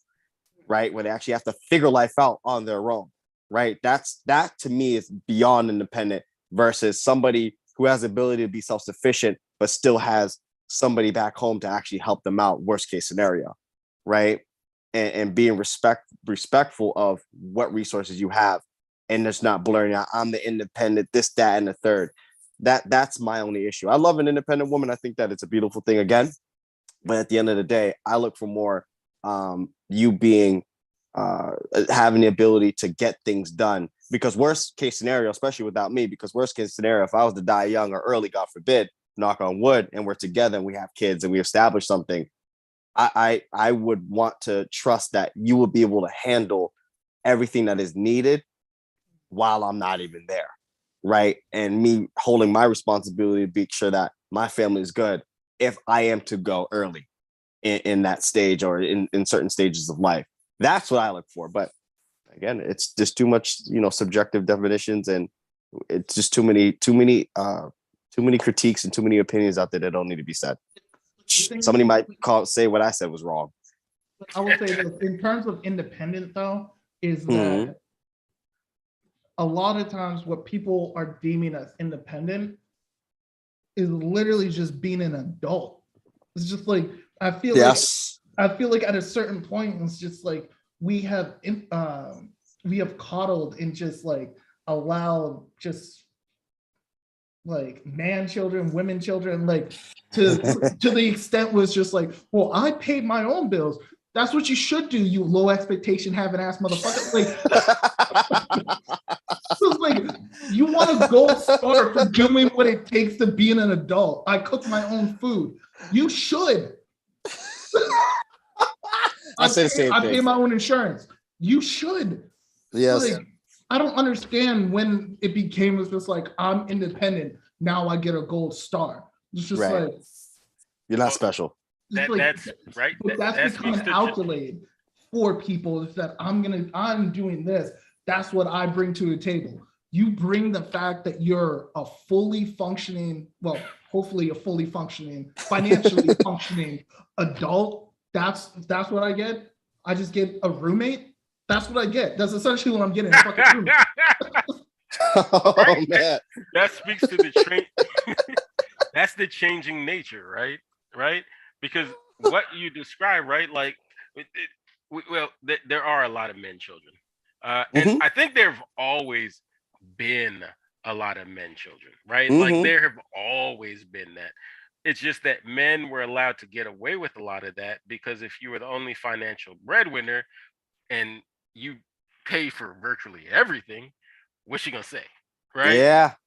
Now, what you all described about, you're doing the functions of an adult, paying for yourself and sustaining yourself financially and otherwise through this life, that has not been a thing that was societally that women did societally in the past, right? It's not to say that there weren't a lot of women who were able to do that. It was not we did not create that space when they Doing were it for the finding their past way 50 into, years. right? So Since like the 70s and since the 60s and 70s. yeah, they fought their way into this space, right? And so now they can be like you can be a fully fledged, like on your own, financially do for yourself adult. But it's to your point, if you're not bringing more than I take care of myself to the table, you are a roommate. Yeah. If you don't offer, because right, if you're not a man child, have been doing that since we were 16, 17, wherever we left the house, right? So if you're only going to come to the table with, I can cook, I can clean, I pay this, I pay that, right? Right. What are we going to bring to one another in a relationship together? Manhood and what womanhood is going to be, we got to figure this out. We got to figure this stuff out. What's the plus? Hypergamy is always going to be a thing. Hypergamy is always going to be a thing. It is going to be a thing. It is going to be a thing I think more so just because of the way that the society is moving, is that it's been fucking people over so much in wages that it's going to start moving towards kind of like not 50, it's going to be more so 50-50 in terms of maybe finances, because also depending on where people decide to live in their financial stuff, but like it's going to start moving towards both parents have to work versus like both parents choose to work. Oh, we're past that. 1980. Yeah, I think we're 40 plus here. Years into that. yeah, we're already here. I mean, both parents have to work it nowadays, unless, and I say this respectfully, there's an understanding of position and there's respect to someone's position, and there's a family unit, right, where they understand that, listen, in order for us to live a certain lifestyle and do what we need to do, we need to come together, work as a team. That doesn't mean that we need to share bills. That doesn't necessarily mean that. But what it does mean is that if you want one to elevate, right, so that you can live a certain lifestyle, then you need to do your part to make sure that that person's focused on what they need to do to be able to reach that status so that they can take care of you in a way that you want to be taken care of. I think that's the issue that I'm seeing nowadays, where it's like, yeah, I want to make all right, so I make $20,000 more than you, so I'm making $100K, and you're making $80K as a man. I make more than you, but I need you to pay all these bills. I need you to take all the care of all this. No man gives a shit about how much a woman makes. Let's just put that out there. Some do. I definitely don't. I look at it like, if I make 80K, you make 100K, that's $108,000 gross. That means we're taking home about $100 and maybe $40,000 net. Huh? Listen, what are we doing? We shouldn't be in debt. We shouldn't have any situations. We should be on vacation left and right. We should be able to start a family. We should be able to buy a house. The car should be paid off. No student loans, nothing. But not many people are thinking like that. And I don't see many people, and unfortunately, it might be happening, so part of my ignorance, but I don't see many people in our community thinking like that. And that's why I don't listen to too much rap music no more. Shit is so unrealistic, and I'm actually getting tired of it. Now, honest to God, like I love rap. I always love hip hop, but I'm getting tired of it. Like I'm a neo soul R&B cat. Like you can catch me listening to some 90s, early 2000s, even upcoming. I found some really good up and coming artists like Alex Isley and Victoria Monet, Giveon, how you pronounce his name, Division, things of that nature that I listen to because it's calming and it's relaxing. And first of all, I have my license to carry, but I'm out here shooting brothers. That's not my intention. You know what I mean? That's not why I even have it in the first place. I don't need to run from nobody, protect myself from nobody in that instance. But at the same time, I also do believe that people should exercise their right. And that's why our influences are just so detrimental to the culture that we're cultivating now. Right? All I hear is nothing but, bitches and hoes and shake that ass and twerk and pussy popping. And it's like, God damn, dude, like, come on, when we gonna put that to rest? You know what I'm saying? When can we relax? It's the only purpose. It's not good for nothing. The club. It is good for the club. It is good for the club. Because it gets the people moving. But it's provocative. It's provocative. Like, how do you know what it means? No one knows what it means. Here's my thing though, because I can't say that now more than the fact that freak nigga was a thing back in the day as well, and Nelly had tip drill and things of this nature. But there was a variety. It wasn't just that. Now it's just trap drill. Like I'm about to, I'm saying, I'm selling this, I'm taking perks. Like, what are we, cokeheads now? We're drug addicts now? And then, like, here's the thing, I don't got a problem with marijuana, but now, like, every rapper smoking every 2 seconds, like, you can't put the blunt down for a second? No. We can't do that? No. Like, I'm just going on. Like, I'm going on a rant. It's frustrating. I think you mentioned, one of the things you mentioned, you said, I don't see a lot of people thinking that way anymore. And you mentioned it because you were like, if we're making 100 and making 80,000, we're making 180,000. I was like, because most of our community collectively, I don't care how many couples you putting together, are not approaching that, right? And not just our community. I think we just have to be honest about where Americans are financially. The average is about, I think he's about like 60,000. So you're not getting financial security on average, right? Not even close to that, right? Especially within our community. And I think we have to also acknowledge how much financial insecurity is also creating relationship problems, right? That then, to your point, hip hop, media, et cetera, exploits to create the worst culture, the worst version of our culture that perhaps, it's always been here.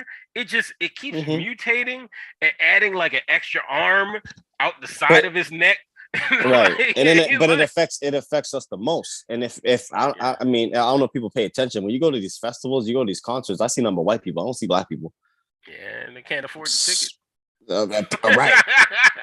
Right. But they can afford. Oh no, they could afford a ticket because they're in the club affording a $45 bottle, paying $450 for it. Renting out a table for $3,000, but they can't afford a ticket. Man, this is my point. This is the problem that I'm actually having, and I see this more often. And so while other cultures support the nonsense because they can like it and listen to it, because when they go back home, they ain't doing that in front of mommy and daddy. That's not the reality. That's not the reality. But when we go home, I gotta be surrounded by that nonsense. It's like I gotta go outside and see. I gotta go outside and go to an event and see somebody with probably a 10,000, whether it's real or not, $10,000, $20,000 chain on, but you're going back to the projects, man. What the hell kind of nonsense is that? So do you? What are we doing? See what I was talking about in terms of just not perpetuating the ignorance? Yeah. I I don't think So Will is a great example of it. That's what I mean is that we have things in which we're perpetuating the ignorance. But there is something that I wanted to say before I forget is that Sean, is what you were saying is that if I'm making 80 and you're making 100, which first of all, those two people they're in the top like 10% of Black people because but you can find these people though. We can find them. I'm just saying it's like in terms of the actual population of us. Oh yeah. They are in the top 10. But what I'm saying is that so even let's just say this. Say if top 10, baby. Let's say if don't worry, I'm working my way up there. Working my way up there. Don't worry, man. I'm gonna make sure that you get there. And this is the point, because that's what we do as brothers. We make sure our peoples get there, and we always try to make sure that we put ourselves in positions to be able to see us sustain and grow and get higher. I'm sorry for cutting you off. Go ahead. But don't worry, I'm closing the door behind me. Fuck them. I'm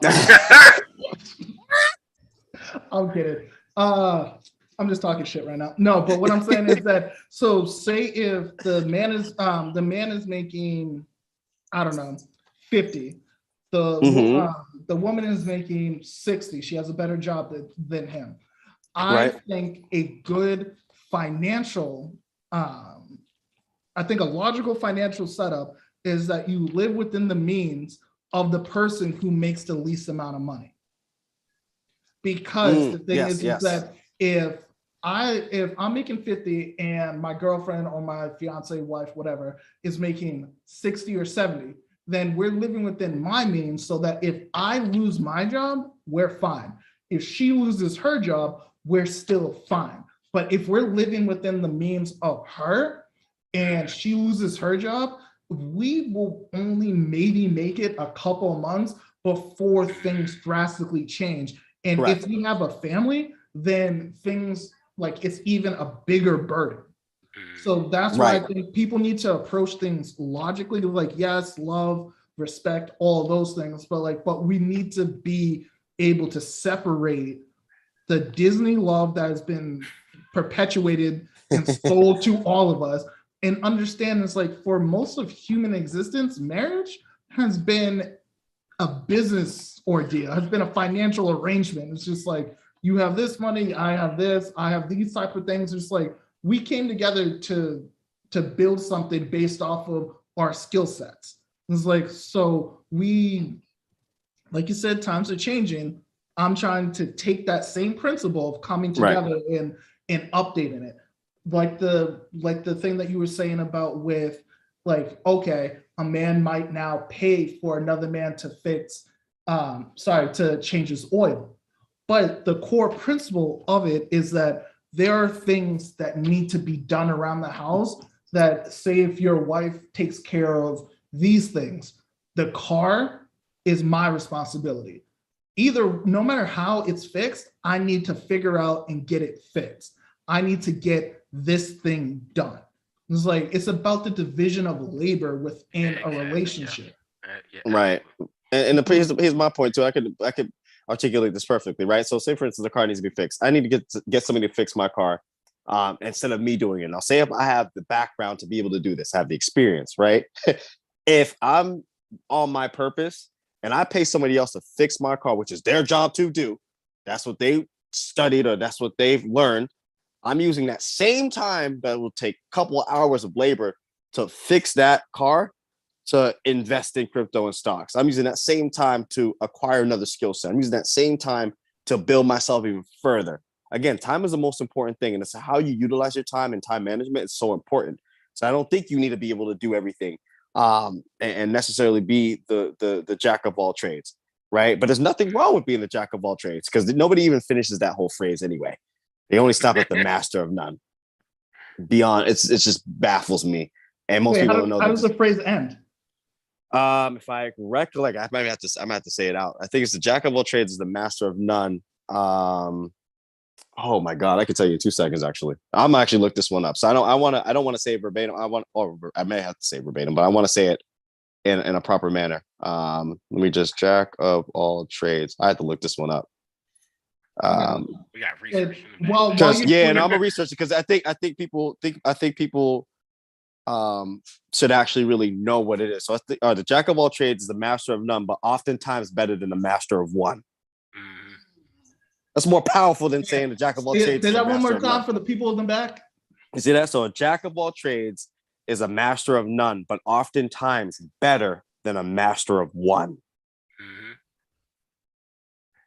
So for my example, I said I know how to fix the car. I have education around that, but I'd rather utilize my time to invest or to grow my assets more. So I'm going to pay somebody money that is not going to impact me financially to handle, handle what I could have already handled. But that's their specified or their trained or specialized, in their ability to do that.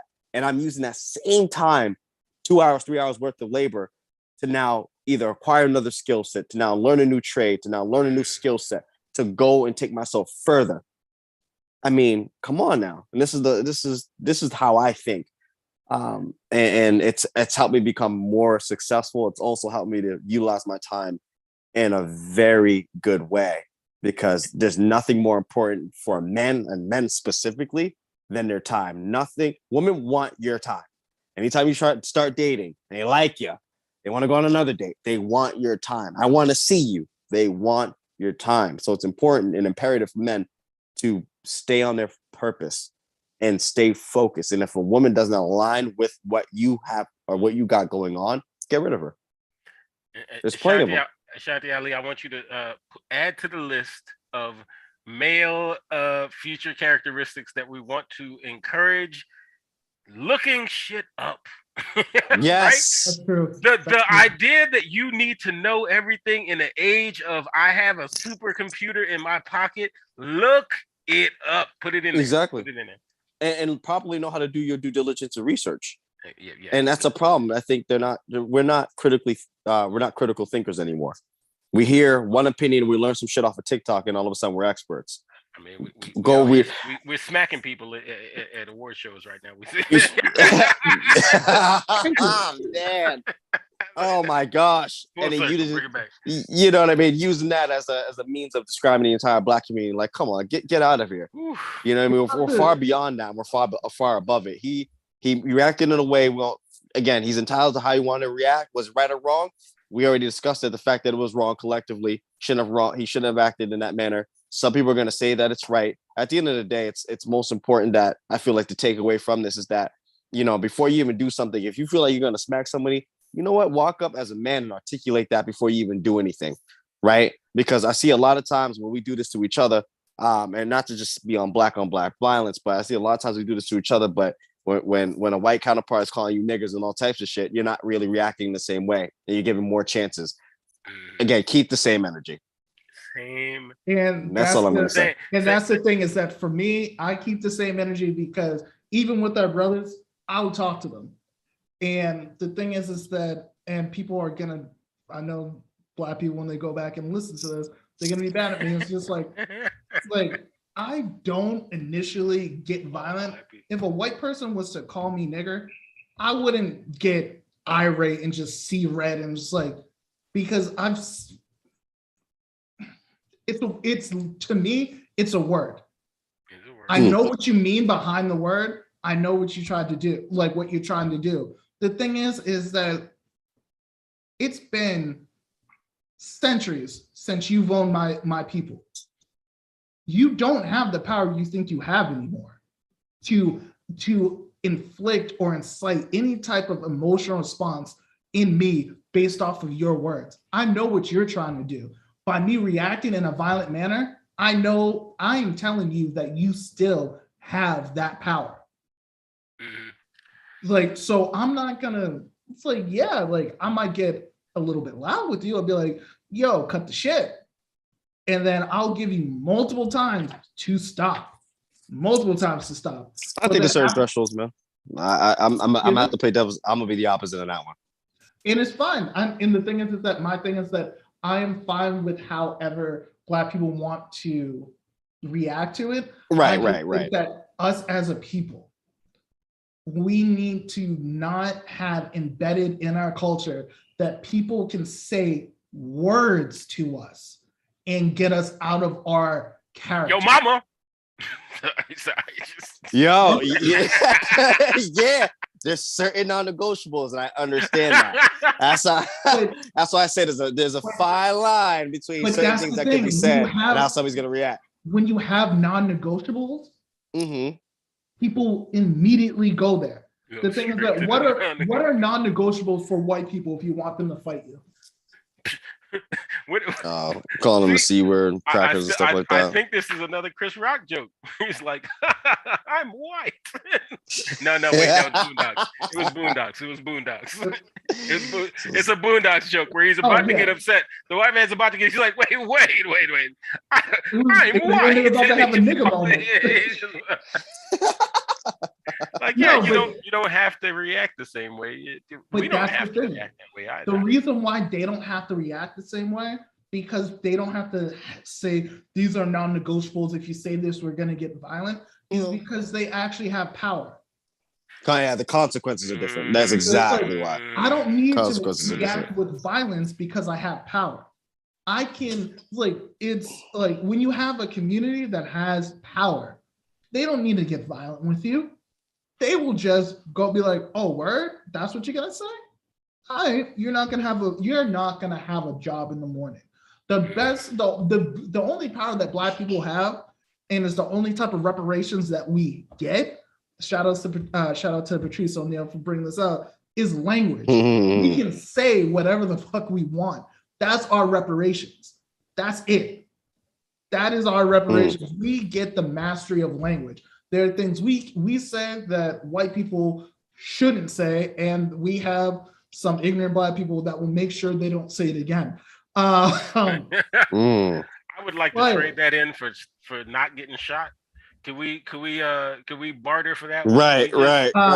This coupon is not redeemable. This coupon is not redeemable. Sweet Jesus. But what I'm saying is that when you have people that have they operate and they move differently. The thing is that and I understand it's like us as a people, if we want to move differently, if we want to say it's like, you don't have to do X, Y, and Z. You don't have to get violent. You don't have to, for Black men, you don't have to try to prove your masculinity through fucking or fighting. It's just like, true. There are other ways to prove your masculinity. There's other ways to assert it. It's like we need to start doing things better. We need to start understanding it's just like, you know what? I can have a moment. I'm on a stage. I understand that I can have a moment. We as a people can't have a moment. So I need to act accordingly. And that's the thing that Will Smith needed to understand. We as a people couldn't afford to have a moment. No, because whether people like it or not, we are in a position where we do have a collective ethnic image. Until we control our own media and our own narratives, then we can change that. But where we are right now, I'm saying what should be is that we can be all these other things. It's just like, but where we are right now, we don't control our own narrative. We're still going to white companies for distribution of our music. We're still going to white-owned organizations for our sports. We're still going to white-owned academies for our accolades, for our acting and entertainment. I see what you're saying. We don't control anything. If we have a system where a white hand doesn't touch it, then we actually have some type of power. And I'm not saying that's all Black people need to subscribe to it. I'm saying we just need one thing of our own.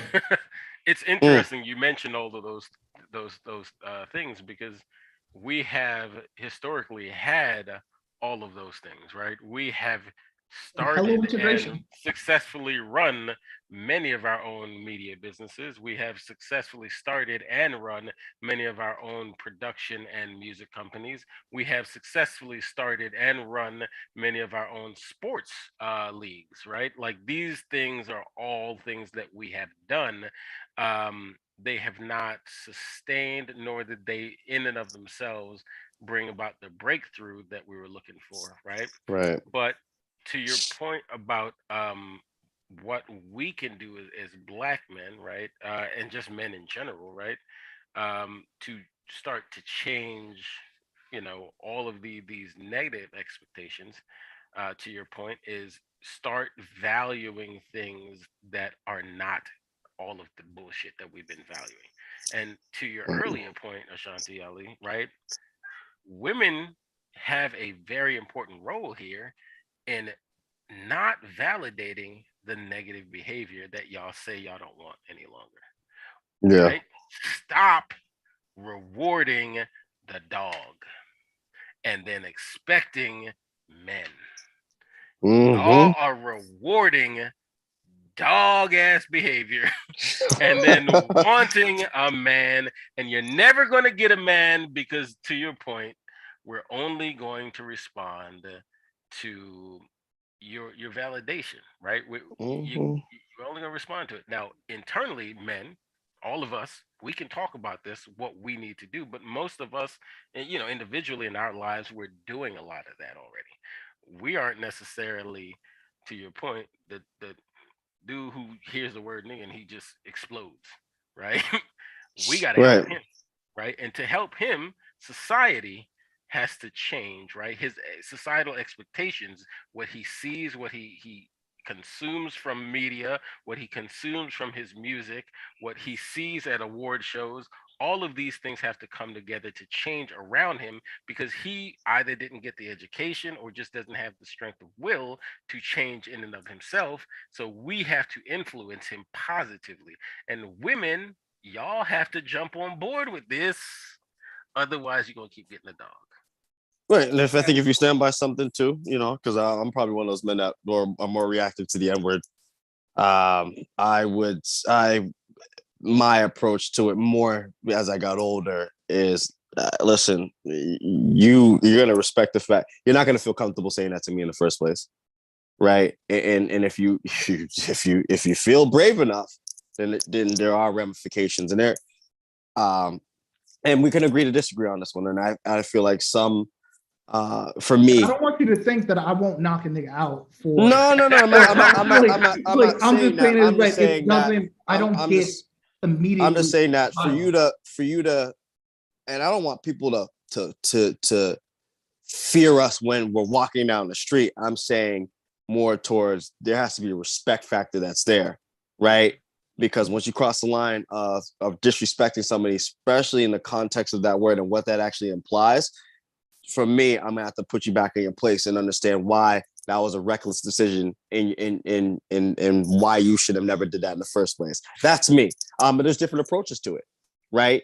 And there are people that I've commended that have not reacted in an emotional way, but they've also addressed it in a way that has gotten them even more pissed off, and have used their words to articulate it and piss the man off even more. And it's like, look at this dude, out of character, out of whack. And I respect that too. Everybody has a different approach, but to define one approach as the way it should be, I think is the ultimate problem, because you see how we approach it differently, but I'm not going to emasculate you for saying, oh, well, hey, you know some sucker shit. Now I'm just going to be like, okay, that's your approach. My approach, on the contrary, is a little bit different, right? And with respect to how you approach it. There's no emasculating in that area. There's no, I'm not going to belittle you. I'm not going to make you feel less of a man. I'm not going to say that you're not a black man just as much as me. Like that, I hate those type of narratives. And that's a lot of times we deal with that. Go ahead, Michael. And women out there, if we've said it 2, 3, 4 times, if you didn't know what is vitally important to men, respect. Respect is huge. You don't have to, if you fall out of love with us, you fall out of love with us. You got to move on. We got to move on. We understand. Respect. Do not fall out of respect with a man. That's rough. We don't fall out of respect with one another. Will Smith fell out of respect with Chris Rock. Luckily, the situation didn't get escalated, right? Right. Don't do And that. I think Jada fell out of respect for Will. Jada has fallen out of so far. She's so far out of respect for that man. She put that man on Red Table Talk and made us watch it. I didn't want to watch it. I didn't want to see it. It just wouldn't stop flying across my screen. It was emotional, verbal. I felt like I was there. Just castration. We watched a verbal castration of a man. Like it felt like a terrible Disney ride where you get to jump in his body at the time and just be hurt over and over again. I think those things. Freaky Friday ever. Oh man, it was just that one hurt my heart. I'm not gonna lie to you. Man. And listen, shout out to Will for even bearing that, but that hurt my heart. But the thing is, like, long suffering is a quality, right? It's a favorable quality. I don't want to knock long suffering. I don't want to commend anybody to sit in a situation like that where you're now on a broadcast program and your wife is telling the world with you there that she slept with the guy that they brought in to help rehabilitate from drugs. That's what I want to talk about. And the taking of that, right? The bearing the brunt of that emotional and spiritual abuse is exactly why he blew up at the Oscars. And that's why you should not take that, right? Don't do that, man. Right? If you are in a position, your wife is doing it or whatever, like if there's a table talk situation, get out for your own good. Leave the table. Leave the table. Because Mm-hmm. you need to be of peaceful mind and a peaceful spirit to truly be in your masculinity. Go ahead. I saw you, Ellie. Go ahead. No, so what I wanted to say take the if that's what you sign up for, then understand that's what you sign up for. I think that's the bigger takeaway. Everybody's not going to be in a traditional marriage, and what we define as marriage is grossly changed. And I say grossly, really and truly, because it's out of context, in my opinion, and it's way too, I like to say I would love to get married under God, not under the state. And that's for me, because once you start getting married under the state, that's when it becomes a business transaction. Once you get married under God, it becomes a spiritual interaction. So that's me, but I'm gonna leave that there. Go ahead. And the thing is, we're not knocking the infidelity specifically. We're not talking about whatever relationship situation they have going on, right? Mm-hmm. Again, we don't need to know about it, but they keep telling us. But yes. The thing is that you're gonna knock it. You gonna knock it? Yes, I'm gonna knock it from Jada's point. The reason why I'm gonna knock it from Jada's point is because it was very, extremely textbook predatory. Yes. The reason why it was predatory because of the fact that homie was going through a mental health crisis. He was a junkie. He was also like abusing alcohol. And his sister just passed and he got custody of her 4 children. All of this happened and he was in a vulnerable situation. If Will Smith did this with any one of Jaden's female friends, people would be like, yo, he would have been Me Too. Like he would have fit into that category of a powerful man taking advantage of someone less fortunate or someone in a vulnerable position. Why is no one? Well, there are some people that talk about it, but it's just like that is the fucking thing. It's just like, so that's why when people are talking about she has alopecia, like that's like my thing is that she stressed him out so much. She stressed out Will so much that her hair fell out. That's karma. That's my aunt. That's cosmic balance for me.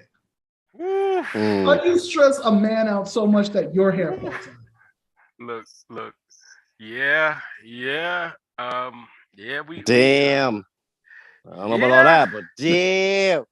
I said what I said. Hey, I ain't mad at you. I Yeah, ain't I mad mean, at you. it, I This is just like, I have to go back to what Micah said. Sorry to cut you off, Micah, but stop you putting the freaking business out there. I don't want to. yeah. I don't want to know. Like it's like keeping up with the Kardashians. I don't care. I don't want to know. I don't want to know. So stop putting it out there. I just don't want to know, and I willfully do not engage in any of that stuff because I don't want to see it. It doesn't fit the lifestyle that I want. But if that's what they want to do, then hey, all power to them. I'm not But going to I judge them. think I'm the not going to Smiths throw are trying rocks to in the be the glass house. Kardashians. I think the Smiths I are mean, trying if to be you're the already in a Kardashians. public light, then I don't. If you're already in a public light, then why not monetize? And I understand that perspective from a business aspect. But the thing is, when you're monetizing something personal, you're feeding a beast that it's like you're feeding in the abyss. And once it's like my boy said, once you look into the abyss, there's no turning back. Right? Yeah. It's like Once you look Tupac into said, the once you abyss, have the light, abyss looks back into you. it's like what Tupac said. It's funny how Tupac said this because of the whole situation, but it's like what Tupac said, once you come in this world with light, you shouldn't play in the dark because eventually that dark's going to take out your flame. Mm-hmm. What's going on? This is what happens. This is what the world we're living in. So I mean, I'm gonna have to stick to what Mike said, man. I just don't want to know, man. I don't want to know. You should. I don't want to know. And I don't think that. And if they want to put it out there, fine. But I don't think that should be the set example for what a marriage should be. No. Not at I all. mean, there's Absolutely just not at all. That's what works for them. we're not seeing the respect that we would expect to see between two people who claim to love each other that much. Yes. We're not seeing that level of respect. And from what we're seeing, and again, we're not in their household, but they are Right. giving us too much of a window into it. From what we're seeing, it looks like Jada is not respecting him. Yeah. Like honestly. Like, Yeah. and that's not masculine, and that's not like it's feminine. It's just it's wrong, right? It's just Bad relationship. behavior. That's just a Bad relationship. behavior. But that's Listen, the man. but that's the thing is like with like I think that Will should protect Jada. Yeah, I do I think that a agree with that. husband should protect his wife, but I think a wife should also protect her husband because I think that within a marriage, it's just like people understand. Like for the most part, men are the people out there taking. Mike, I think you said it before. It's like taking all the arrows. It's like we're out there taking all the arrows. So it's just like so we develop a tough armor, tough skin. We have a shield. The one place that you can get us that hurts us is if you go after our wife. The way that our wife can, in the sense, protect us is that by her behavior and her image. Don't be doing things in which people can attack me through you. Yeah. That's actually a good point. That's a great point. Yeah. Like, No. Absolutely. That's a great point. So if you're doing all of these things, and it's just like, oh, like now people be like, look at this motherfucker. I was like, his wife out here doing it. And it's just like, it's like, and I understand how the frustration builds up. And that's where I say the respect is not there because Jada's out there, like a lot of women, a lot of these, I hate to use this term, modern women living their best lives. I don't need to have any type of accountability. Girl, summer. Summer, things like that. And it's just like the thing is that this is why and this is my personal opinion, is that this is why I think nowadays more modern women are okay with being a mother than being a wife, because a wife means that you have accountability. A mother means that you have total authority. Well, I think a wife also comes with duty, just like as much as a husband. And I think that the responsibility, if you can't hold yourself accountable, you can't consider yourself responsible. Right. So that's the problem. Which goes back to the grown children, right? Like we're seeing it at least within our culture. There's a celebration of adult children behavior, right? From both men and from women. Now, men, we've been there longer. We've been getting, society been rewarding us for that longer, but it's never been okay. And now our women who used to at least be, not that was not acceptable socially. Right. Now there's a social culture of, black women go do what the guys do, which honestly the guys need to stop and come back to the table and reevaluate. And that's what all this conversation, I think it's about is guys, like, women ducking the bouquet. We got to work on this. You know what I mean? Like, yeah, we've got to work on this. We have to change what it means, or what society says it means to be a man, specifically a black man in America. And we also need our women to not abandon us and go hot girl summer, because that's not going Here's the thing. Here's the thing. Women are gonna do hot girl summer as long as these simp ass dudes, especially the dudes with, and I don't have to say scammers, the dudes with money are catering to it. Yeah. On the contrary, women gotta stop dancing to music where men are just being very outlandish and calling them bitches and hoes 24/7. Ain't talking about me. It's a trade off. It's a problem. And I wanted to caveat, I don't mean that women and men, you shouldn't be allowed to go have fun, enjoy yourselves. Be responsible is all I'm saying. We're still adults. Be an adult. It's like, don't internalize the music that you're listening to. And I understand that it is hard because it's music. It is there to make you feel something. So I would say put it in a box. Put that shit in a box and be like, listen, if I want to feel hypey or want to get hyped, I'm going out and everything like that, then I will open this box. But then stop opening the boxes if you're just fucking cleaning the kitchen. There's no reason why you should be twerking while you're cleaning the kitchen. Fuck you.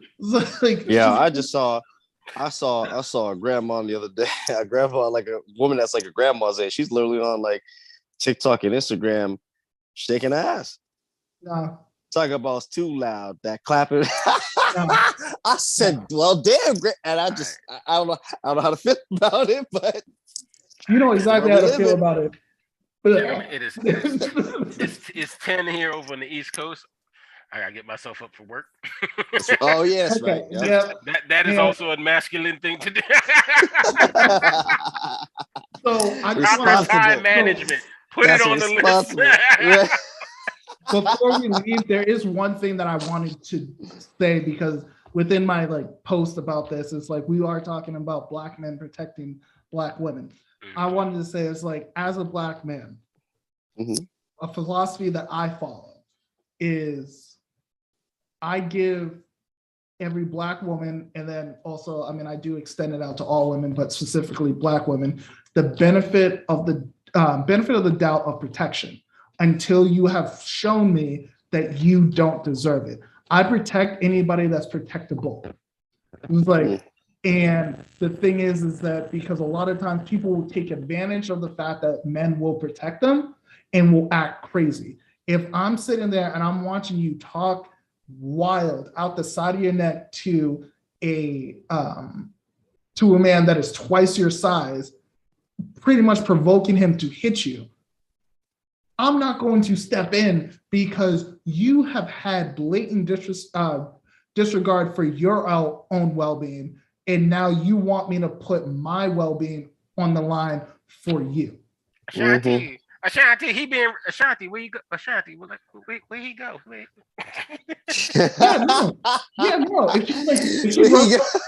If she runs behind me, it's just like he left me. He could have done what? He could have done exactly what he would have done to me. It was like, you need to understand, there are some men out here that have a screw loose. They do not honor the social contract of not hitting women. So don't fix your lips to a motherfucker who can put you through a wall. The thing is like, if you are doing everything right as a woman, as you're living in your feminine frame and everything like that, men will flock to you to protect you. But if you're out here trying to fight and be like men will leave you alone, because it's like, you know what? You said you don't need us. See how that works out. Bet. Yeah, fair enough. But I think as a black man, that's one of the tenets that is not forever changing. That is a tenet that stays the same. If you are in a position where there's someone that needs to, like a protectable woman that has shown you that she needs to be protected, protect her. Agreed. Protect her in any capacity that you can. If you're a smaller dude, find a different way. Maybe no, don't stab him. I'm not going to advocate violence, but I'm saying protect them in any way that you can. By any means necessary, protect her. But do not act irrational because of the fact that her ego or her feelings got hurt. Feelings are something that change from second to second. A criminal record does not. A bullet hole does not. A punctured lung does not. A grave does not. So understand, analyze the situation, and act within the best logical sense of it. But understand that you do need to protect protectable Black women. And sometimes we need to understand that not every Black woman is a queen. And there's going to be a lot of women are going to come at me for that. It's like, about to get drop kicked. Like, but not everyone is a queen because of your image, your behavior, and how you act. You haven't elevated the queen status.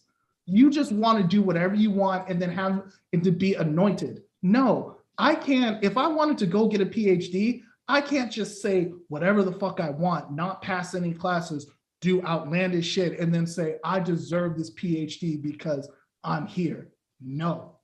Right. Put in the work. Yep. Absolutely. I think that's one of the tenets of Black masculinity. Man, it was a pleasure. From there, I think we can make maybe 2-3 more. It's like at least 4 pillars. That's true. Man, this was a pleasure, man. This was fun. Absolutely. Yes. Absolutely. I want to say thank you, Chris, Will, we love you guys. We hope you guys make up over this after this, and for real. Hope, Will, if you go whatever you're going through, brother, we're praying for you and we love you. Absolutely, agreed. Remember, jokes are just jokes. Yo, mama. The only time a joke has led to violence is when someone couldn't take it. That's true. Fair enough. So I'll leave you guys on that. And hey, I'm gonna stop the stream right now, but after I stop it, it's still gonna keep going. So I'm gonna talk to you guys.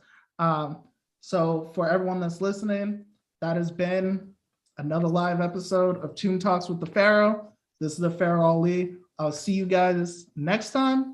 Peace. New episodes are coming. And do you guys have anything that's going on? I'll give you like 30 seconds to promote anything. Nah, I got nothing to go on right now. You know, if anything, when anything comes out with me, you'll see me in the future on other podcasts. But it's always been a pleasure. You see my dog is over here. Like, get off the damn live right now. I got my little dog right here. What's her name? Nova. Shout out to Nova. Nova. Shout out to Nova. She with a wagging the tail. She's in heat, so she needs my attention. But it's a pleasure, man. I appreciate it, and Mike is always a pleasure. Absolutely. I'm actually going to use the time to plug political movement a little bit. Stacey Abrams running for governor of Georgia. Stacey. Go ahead and support her. Go ahead and send her $5, $10, whatever you have, your time. Let's get the first female Black governor of Georgia. There we go. Thank you. What I'll do is that I'll edit the description after this. Micah, if you can go ahead and send me that send me that link for people to go to. It'll be in the description. And remember, everyone, like, subscribe, hit that bell, support, all that good shit.